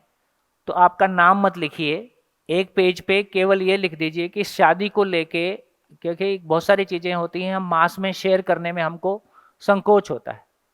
तो मैं चाहता हूं कि आप जो दिल से फील करते हो, जैसा फील करते हो, वो कागज पे आ जाए और वो हमारे पास उपलब्ध हो जाए। तो एक पेज पे बिना नाम डाले, आपकी प्रॉब्लम हो या आपके आसपास की प्रॉब्लम हो, उससे भी कोई फर्क नहीं पड़ता है, आपकी हो तो अच्छी बात है। आप ये लिखिए कि शादी को लेके आपको क्या प्रॉब्लम लगती है ना।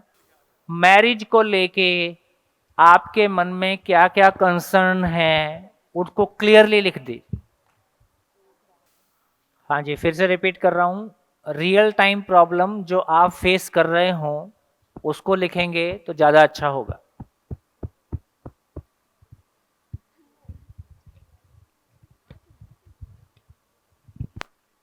जो कुछ आपने शेयर किया है, तो देखिए बेसिकली समीकरण कैसा है, इक्वेशन कैसा है, दो लोग हैं ए एंड बी। हाँ जी, तो जितनी चर्चा हमारी हुई है, हस्बैंड या वाइफ लें या दो फ्रेंड्स लें, दो लोगों के बीच में कंपैटिबिलिटी होने के लिए क्या कंडीशन है? दो लोगों के बीच में हमेशा कंपैटिबल सिचुएशन हो, हमेशा हार्मनी हो, कोई झंझट ना हो, उसके लिए क्या कंडीशन है? अंडरस्टैंडिंग।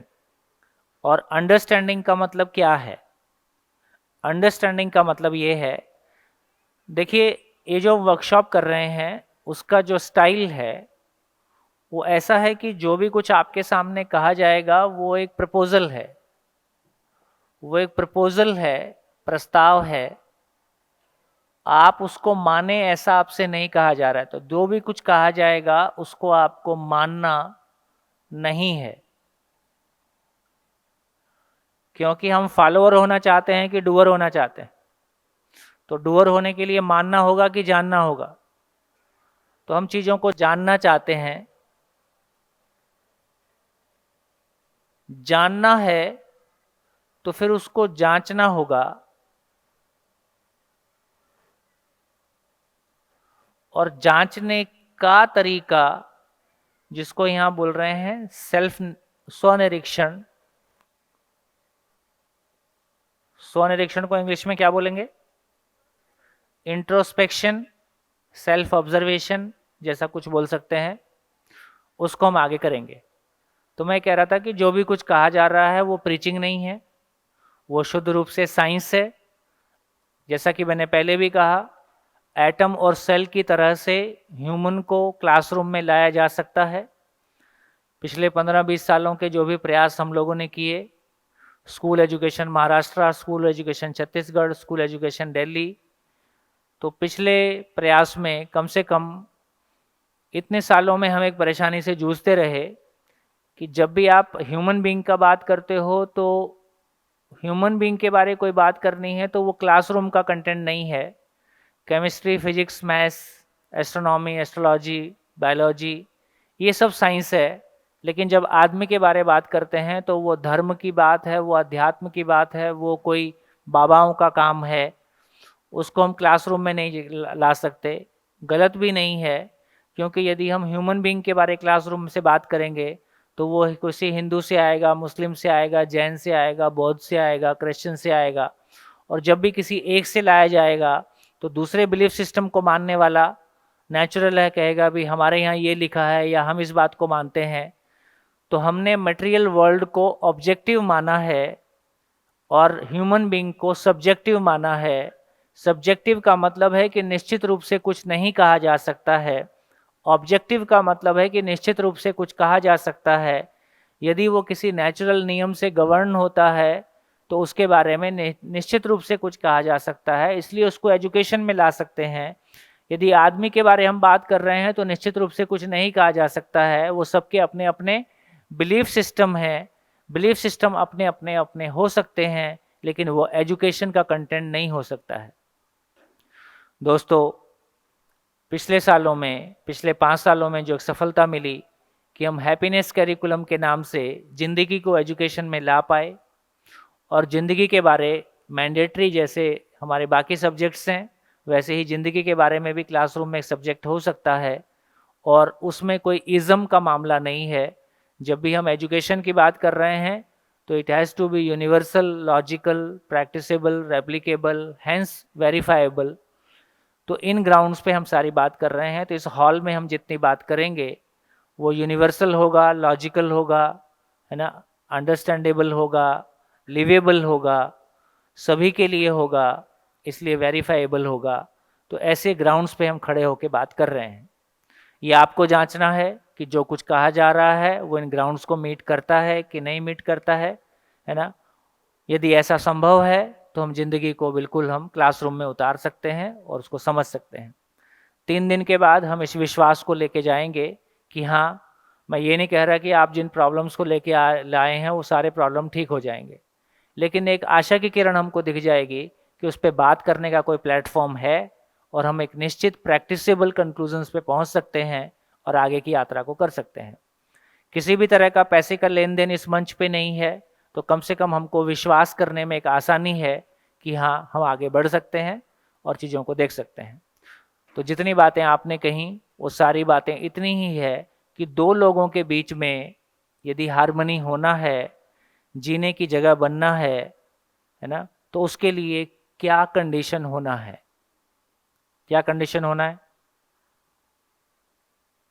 तो देखिए, हर आदमी अपने आप में एक सेल्फ असेसमेंट करता ही है।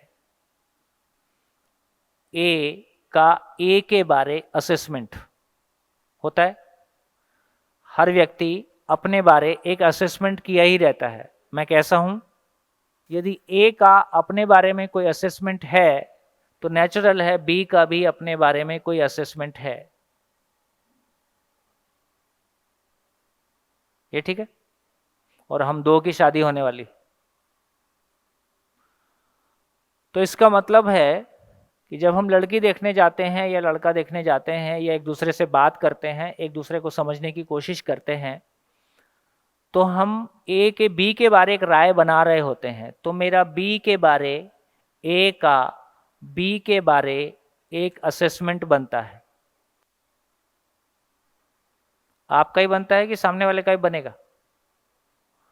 तो बी भी आपके बारे, तो बी भी ए के बारे एक असेसमेंट बनाता है। और ये संडे टू संडे बनता है कि हर क्षण बनता है? हर क्षण बनता है। ये नॉन स्टॉप है, लगातार होता ही रहता है। और ये हस्बैंड वाइफ का होता है कि सभी का एक दूसरे के साथ होता है। हम जॉब में रहते हैं, वहां भी होता है। हम न्यूज़ में किसी को सुनते हैं, वहां भी होता है। तो इसका मतलब है कि हर आदमी के पास मूल्यांकन करने का, असेसमेंट करने का नॉन स्टॉप मैकेनिज्म है। और लगातार हर व्यक्ति अपने बारे भी और दूसरों के बारे भी एक असेसमेंट, हम आदमी के बारे करते हैं कि कंट्रीज के बारे भी करते हैं? हम कंट्रीज के बारे भी कोई हमारा असेसमेंट बनाते रहते हैं। हम कंट्रीज के बारे करते हैं कि जाति और धर्म के बारे भी करते हैं। जाति और धर्म के बारे भी करते हैं। गुजराती ऐसे होते हैं, मारवाड़ी ऐसे होते हैं, सिंधी ऐसे होते हैं, पंजाबी ऐसे होते हैं, और ये वो वाले तो ऐसे होते हैं। तो हमारा सबके बारे कुछ ना कुछ एक मूल्यांकन है, एक असेसमेंट है। तो इसका मतलब है कि हर आदमी अपने बारे एक असेसमेंट करता है।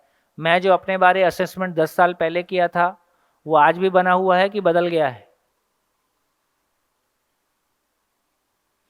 बदल जाता है, कुछ बना भी रहता है। तो मैं जो असेसमेंट अपने बारे किया था वो लगातार 10 साल पहले भी कर रहा था, आज भी कर रहा हूँ, और मैं फ्यूचर के लिए भी कोई प्रोजेक्शंस करता हूँ कि 10 साल बाद मैं कैसा होऊंगा। तो लगातार मेरे भीतर एक प्रोसेस चलता रहता है। 2 लोगों को साथ साथ जीना है तो क्या होना पड़ेगा? 2 लोगों को साथ साथ जीना है, चाहे जॉब में जीना है, चाहे घर में जीना है, चाहे अपनी इमेजिनेशन में जीना है। हम लोगों के साथ हमेशा फिजिकली जीते हैं कि हमारी कल्पनाओं में जीते रहते हैं। हमारी कल्पना में कोई सास, कोई ससुर, कोई जेठ, कोई जेठानी या भाई या दोस्त, है ना, कोई भी मेरी कल्पना में चलता ही रहता है।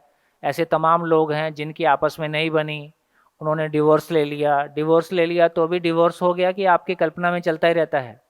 डिवोर्स को 25 साल हो गए हैं लेकिन अभी भी आपके मन में उसके बारे में रिएक्शंस हैं या आपके बारे में कुछ यादें हैं, वो लगातार आपके भीतर बना ही रहता है। इसका मतलब है हम ज़्यादा देर लोगों के साथ फिजिकली जीते हैं या अपनी इमेजिनेशन में जीते रहते हैं। इमेजिनेशन में बहुत सारे लोगों के बारे में, अच्छे और बुरे, जो भी हमारे एक्सपीरियंसेस रहे वो लगातार हमारे भीतर चलते हैं और मेरे भाव और विचार की एक बहती हुई धारा को लगातार प्रभावित करते हैं। यदि सही जीना होगा तो कैसा जीना होगा? इसका मतलब दो लोगों के बीच में कंपैटिबिलिटी होना है तो क्या होना पड़ेगा? कैसे होगा? कैसे होगा? तो सभी के लिए ये कॉमन है, सभी के लिए ये कॉमन है। ए जो अपने बारे में सोचता है प्लस ए जो बी के बारे सोचता है, इसको मैच होना पड़ेगा बी जो अपने बारे सोचता है प्लस बी जो ए के बारे सोचता है। ये सेट जहां मैच हो गया वहां जीना हो जाएगा। कैसे? ए जो अपने बारे सोचता है और बी जो ए के बारे सोचता है, दोनों सेम हो जाए। मैं जो अपने बारे सोचता हूं और आप जो मेरे बारे सोचते हो, दोनों मैच हो गया तो क्या होगा? कोई कन्फ्लिक्ट नहीं। कन्फ्लिक्ट कहाँ है? मैं जो अपने बारे सोचता हूं, जैसा मैं अपने बारे सोचता हूं और आप जो मेरे बारे सोचते हो वो मैच नहीं करता है। भाई घर में क्या होता है? घर में माँ बाप हमारे बारे जो सोच रहे हैं और मैं जो अपने बारे सोच रहा हूं वो मिसमैच हो गया है। किसी एक काम पे, किसी एक निर्णय के बारे मुझको लगता है कि मैं ठीक सोच रहा हूं और मेरे माँ बाप अलग तरीके से सोच रहे हैं। तो जैसा मैं सोच रहा हूं ऐसे ही माँ बाप सोचते तो क्या होता? कोई कन्फ्लिक्ट नहीं है। जैसा मैं सोच रहा हूं वैसा माँ बाप नहीं सोच रहे हैं। तो इसका मतलब है जैसा मैं अपने बारे सोचता हूं और जैसा मैं बी के बारे सोचता हूं, बी जैसा अपने बारे सोचता है और बी जैसा मेरे बारे सोचता है, ये इक्वेशन मैच कर जाए तो जीना हो जाएगा। इसमें कोई गलती है तो बताओ, इसमें कोई गैप है तो बताओ। ये आप तक पहुंच, कितने लोगों तक ये इक्वेशन पहुंच रही है?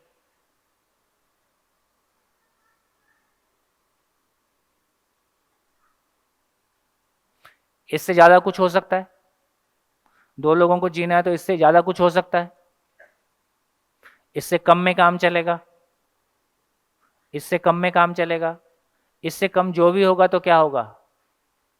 इससे कम जो भी होगा वो कन्फ्लिक्ट होगा, कन्फ्यूजन होगा, है ना, असहमति का दौर होगा, है ना, झेलना होगा, झिलाना होगा। तो ये हुए बिना हमारा जीना नहीं हो सकता है। कितने लोग इस बात से सहमत हैं? अब ये कैसे होगा? कैसे होगा? बोलिए कैसे होगा? माइक माइक कैसे होगा? हेलो, मेरे ख्याल इंट्रोडक्शन। आई एम ध्वनि मेहता, मैं अहमदाबाद से हूँ और अभी जॉब कर रही हूँ हाउसिंग लोन में, एनबीएफसी में। Housing board, housing loans, housing loan, NBFC banking, non banking में। एचडीएफसी में।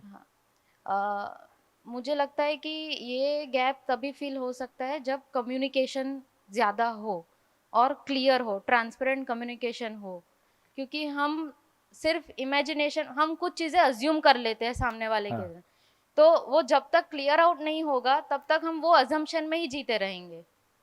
एंड थिंग, और दूसरी चीज़ ये है कि जितना अलग अलग सिचुएशंस हम एक्सप्लोर करें तब तक हम किसी को समझ नहीं पाएंगे।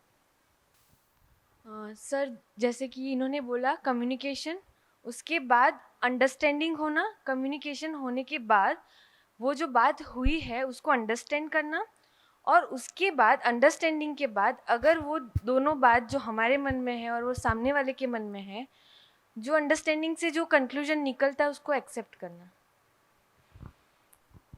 और मैं तो हर महीने 2 लड़कियां ले आता हूँ, और मैं तो ट्रांसपेरेंट हूँ।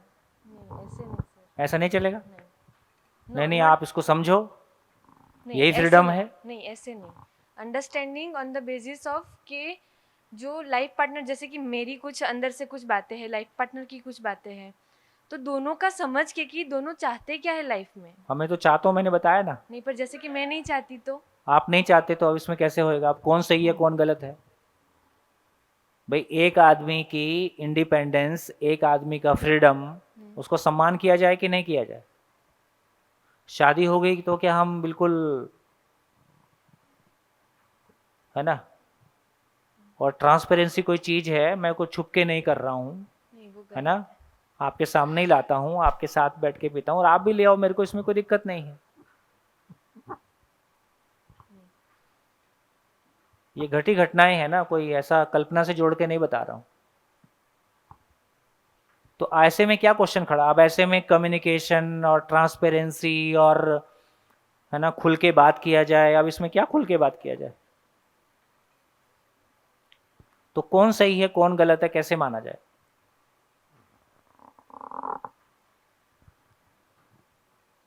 और आदमी बिल्कुल बहुत कॉन्फिडेंटली उसको लगता है कि मैं सही हूं और मैं कुछ भी गलत नहीं कर रहा हूं,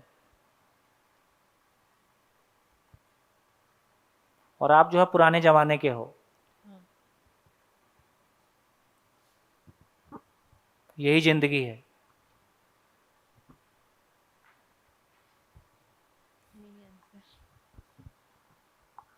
अब इसमें कम्युनिकेशन क्या करेगा, अंडरस्टैंडिंग क्या करेगी? हाँ जी, माइक।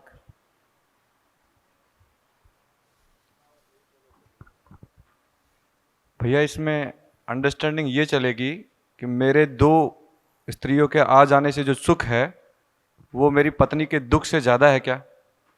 इस बात को तय करना पड़ेगा कि उसको तकलीफ हो रही है। भाई तुम तकलीफ पा रहे हो तो तुम्हारी कंडीशनिंग की वजह से तकलीफ पा रहे हो, मैं तकलीफ नहीं दे रहा हूं।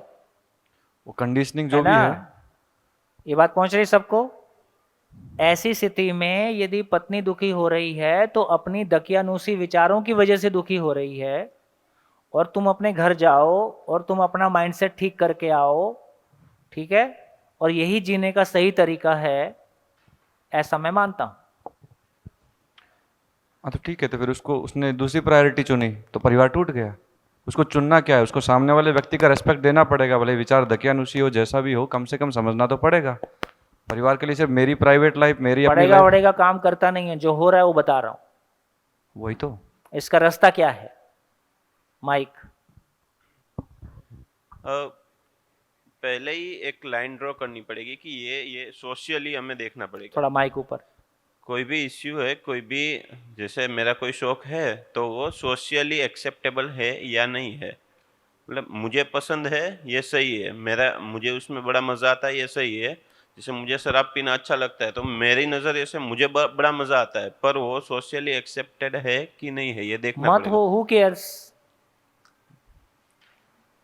पर मैं सोशल को केयर करने के लिए बना ही नहीं हूं, मुझको जो अच्छा लगता है मैं वो करता हूं। नहीं, हाँ, मैं मतलब मुझे सभी के साथ मिल के जीना है ना, मुझे अकेले तो नहीं जीना है, तो मुझे वो केयर करना पड़ेगा ना। मुझको दूसरे के साथ मिलके जीने को जो अच्छा लग रहा है मेरे को वही करना है, मैं दूसरे से मिलके जीना ही नहीं है। तो फिर शादी करने का कोई वही नहीं है ना। नहीं, और शादी करने के पहले एक दूसरे के पूरे इमेजिनेशन थॉट प्रोसेस में से इतना बड़ा बिलीफ सिस्टम है, क्या सारे बिलीफ्स को निकाल के आप चेक कर पाओगे? नहीं। और चेक करने जाओगे तो पता चलेगा शादी नहीं होगी। नहीं। तो इसका मतलब है कि ऐसी कंडीशनिंग निकल के कल आएगी ही जिसमें कि वो बहुत संभावना है कि आपके साथ उसकी सहमति नहीं बनेगी। तो फिर वहां सवाल ये खड़ा होगा कि क्या सही है क्या गलत है। कोई जगह तो होगी ना। कहता है समाज मैं केयर नहीं करता। ये अच्छा, जैसे जैसे आज ये प्रॉब्लम खड़ा हो गया, जैसे मैं कह रहा था कि हमारे ज़माने में कम से कम इंटरकास्ट मैरिज प्रॉब्लम होती थी। देखो आपको पता है कि नहीं है कि हरियाणा में आज भी वो स्थितियां हैं कि यदि लड़की ने किसी गैर जातीय, सभी समाजों में नहीं है, कुछ में है, अब नहीं है लेकिन फिर भी है, कि यदि लड़की ने किसी दूसरे जाति के लड़के से शादी कर ली, अफेयर कर लिया, प्यार व्यार हो गया और बाप को पता चल गया, तो बाप अपनी बेटी को गोली मार देता है। ऑनर किलिंग कभी कभी अखबार में, न्यूज़ में सुनते होंगे। तो दूसरी जाति में विवाह करना इतना बड़ा अपराध था, कभी वो जमाना भी था। और अब तो दूसरी प्रॉब्लम हो गई, लड़का कहता है कि मैं तो लड़के से ही शादी करूंगा, और बाप उसको समझाता है कि देखो ये ठीक नहीं है। बोले तुम तो लड़के से शादी की थी, तुम्हारी कौन सी ठीक चल रही है। अब क्या करोगे? लॉजिक तो लॉजिक है, और आपके पास तो लॉजिक बहुत सारा है ना। और आप तो गिना दोगे कि वो इतने सारे कंट्रीज में ये लीगल है, ऐसा है वैसा है, तो अब यहाँ तो कुछ काम नहीं करेगा। अब क्या सही है और क्या गलत है? ये तो उस इंसान पे डिपेंड करेगा ना, उसकी सोच कैसी है। मतलब सोच यही है कि आप मैं हस्बैंड वाइफ हैं, तो कुल मिला के एक दिन लगता है कि हम साथ नहीं चल सकते। सोच फाइनली यहीं पहुंचती है। और पहले एक ज़माना था जब डिवोर्स लेने में दिक्कत होती थी, सोशली भी एक्सेप्टेबल नहीं था, फाइनेंशियली भी लड़की हस्बैंड पे डिपेंडेंट थी, है ना, सामाजिक कारण भी थे। आज दोनों ही कारण कम हो गए हैं। तो अब कोई हस्बैंड वाइफ ऐसा नहीं है जिसकी ज़िंदगी में कोई दौर ऐसा नहीं आता है जब उठा पटक अच्छे से हुई हो, ना हुई हो, होता ही है। उसको आप पचा के निकल गए तो कल आने वाला समय नॉर्मल हो गया, लेकिन आप उसको पचा ही नहीं पाए और आप अलग हो गए। अभी ये वाली स्थितियाँ ज़्यादा हैं, क्योंकि आपको भी लगता है कि फाइनेंशियली तो मैं भी कमाती हूँ, क्यों झेला जाए। बाप भी ऐसा बोलता नहीं है कि कन्यादान किया है, वो भी कहता है बेटा ये घर भी तेरा ही है, तो चल इधर वापस आ, है ना। पहले एक एज का भी डिफरेंस शादियों में किया जाता था। पहले पति परमेश्वर हुआ करता था, है ना, और लड़की दूसरे परिवार से जाके उस घर में उसको एडजस्ट होना होता था। वो सोच के ही जाते थे कि मैं एक कंपनी ज्वाइन करने जा रही हूँ, तो उस कंपनी के हिसाब से मेरे को एडजस्ट होना है ना। तो पहले एक पति होता था, एक पत्नी होती थी। पत्नी वो है मतलब जिसको एडजस्ट होना है, पति वो है जिसकी कंपनी पहले से है। तो पत्नी को जाके पति की कंपनी ज्वाइन करना होता था और उसमें उसको एडजस्ट होना होता था। उस घर की परंपराएं, उस घर की जो भी तौर तरीके हैं, उसके हिसाब से मुझको एडजस्ट होना है, ऐसा वो मान के जाती थी। आजकल लड़की भी कमाने लगी है और फ्रीडम भी अपने तरीके से आई है। गलत हो गया मैं ऐसा नहीं कह रहा हूँ। अब दोनों पत्नी ढूंढ रहे हैं और दोनों पति हैं।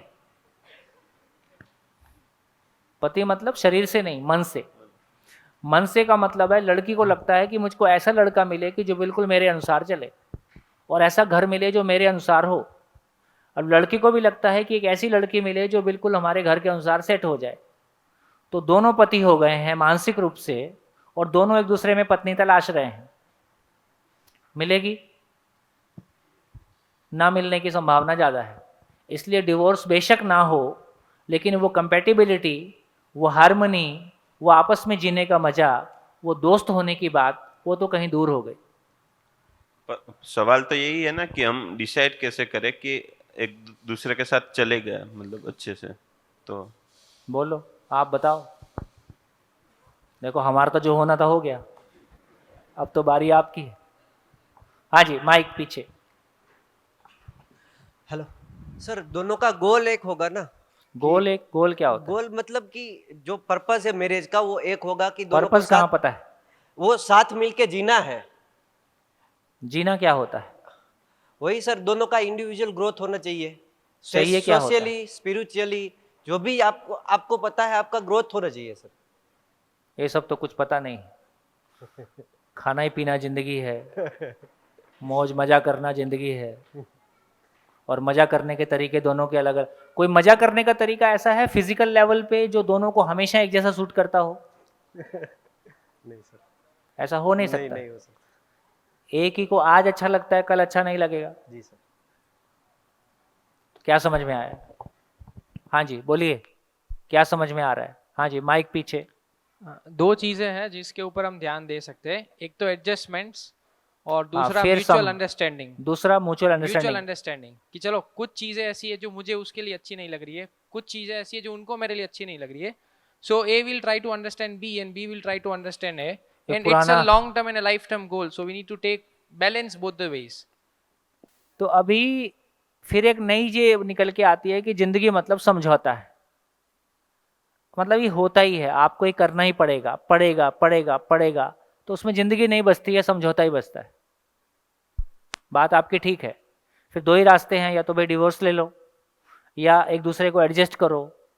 लेकिन जहां आपकी सबसे ज़्यादा जीने की तमन्ना है, जहां आपकी सबसे ज़्यादा जीने की, सबसे ज़्यादा किसी के हम नज़दीक आते हैं, मतलब मैरिज वो रिश्ता है जहां हम ट्रांसपेरेंट हो जाते हैं, कुछ भी एक दूसरे का छिपा हुआ नहीं है।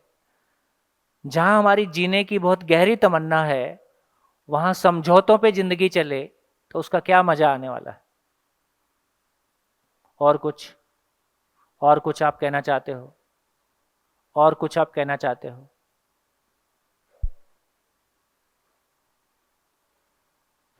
समझौता तो करना ही पड़ेगा ना, क्योंकि करना एक, ही पड़ेगा। हाँ, पर दोनों को करना पड़ेगा। कोई एक करता रहेगा तो नहीं चलेगा। मतलब ये जो आपने साइकिल बनाई है, तो वो दोनों तरफ से चलनी पड़ेगी। दोनों एक दूसरे को माफ कर दे, कोई गलती हुई एक दूसरे से, और दोनों ही एक दूसरे को समझे। ठीक है, दोनों तरफ से ये पूरी साइकिल खत्म होगी तो ही ये आगे अच्छी तरह से ये बढ़ेगा। सुनने में तो ठीक लग रहा है, लेकिन प्रैक्टिकली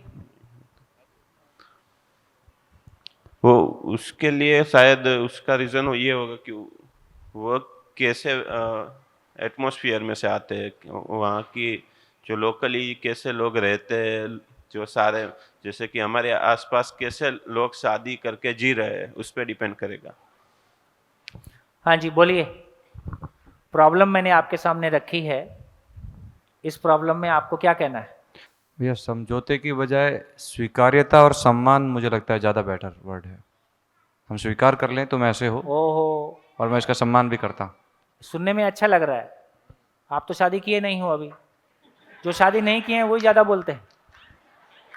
शादी किए वाले को समझ में आ रहा है क्या हो रहा है।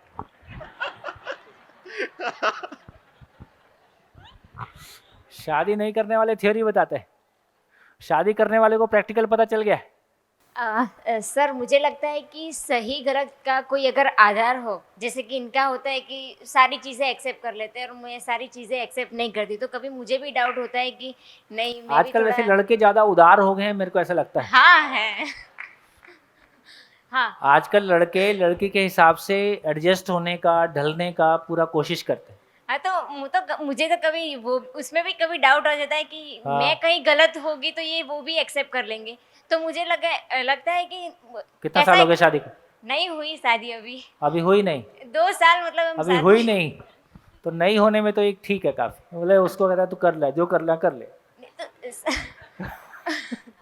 मुझे लगता है सर कि सही गलत का एक अगर बेस हो, एक मतलब जहाँ पे मैं ये देख सकूँ कि नहीं मैं सच में ये अभी बोल रही हूँ कि नहीं मैं ठीक हूँ, तो क्या मैं सच में ठीक हूँ? अभी ये बोल रहे हैं कि ये गलत है, ये सही है, तो हमारे जमाने में हाँ जब शादी होती थी तो नया नया चलन चला था कि लड़की लड़के को बात करवाते थे, वो नया नया चला था उस समय। हमारे पिताजी के शादियों के समय में तो लड़की देखते ही नहीं थे, शादी हो जाती थी। यहाँ भी ऐसा था पहले, पुराने लोगों में लड़की देखते ही नहीं थे, वो शादी में पहली बार ही मिलती थी। फिर हमारे समय तक आया कि थोड़ा साथ में बिठाने लगे। तो मैं जब देखने गया तो एक एक करते करते गाड़ी में 12 लोग हो गए। वो वैन थी और उसमें 12 लोग भर गए, 8-10 लोग भर गए। तो पहले तो मैं इससे परेशान था कि इतने सारे लोग क्यों जा रहे हैं। खैर चले गए तो मेरे को बाद में पता चला अंगूठी पहले से लेके गए थे। मेरे को लड़की दिखा रहे हैं, वो पहले सोच के आए हैं कि फाइनली है। मैं शादी करने हमको कमरे में बिठा दिया तो हमने बातचीत करना शुरू किया। तो थोड़ा सा सोचने वाले आदमी पहले से थे, तो हमको पता था कैसे पूछना है, क्या क्या बात करनी है। तो मैं जो पूछूं वो हाँ या ना बोल दे। तो मेरे को समझ में आया गूंगी तो नहीं है। बोलती है कि नहीं बोलती? तो मैं फिर ऐसा क्वेश्चन पूछना पड़ेगा जिसका जवाब हाँ या ना में नहीं होता। फिर क्वेश्चन मैं करता था, जवाब उसकी भाभी देती थी। तो मैं पहले तय कर लो दोनों में से शादी किसको करनी है।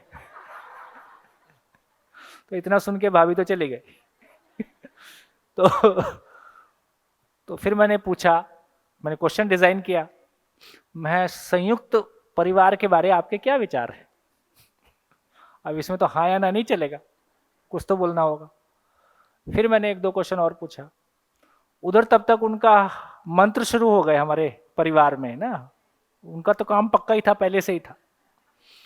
तो मैं कहना चाहता हूं कि अभी जिस तरह का माहौल है उसमें ये जो कंपैटिबिलिटी है, अच्छा हमारे समय में इतना लॉजिक इतना नहीं था, वो आस्था वाला भाग ज्यादा था। हम भी कोई समझ के शादी कर रहे थे ऐसा नहीं था, क्योंकि परिवार में होता ही है, क्योंकि सभी करते ही हैं। तो लड़की भी एक आस्था के साथ है, लड़का भी एक आस्था के साथ है, फिर भी जो बीच में होना होता था।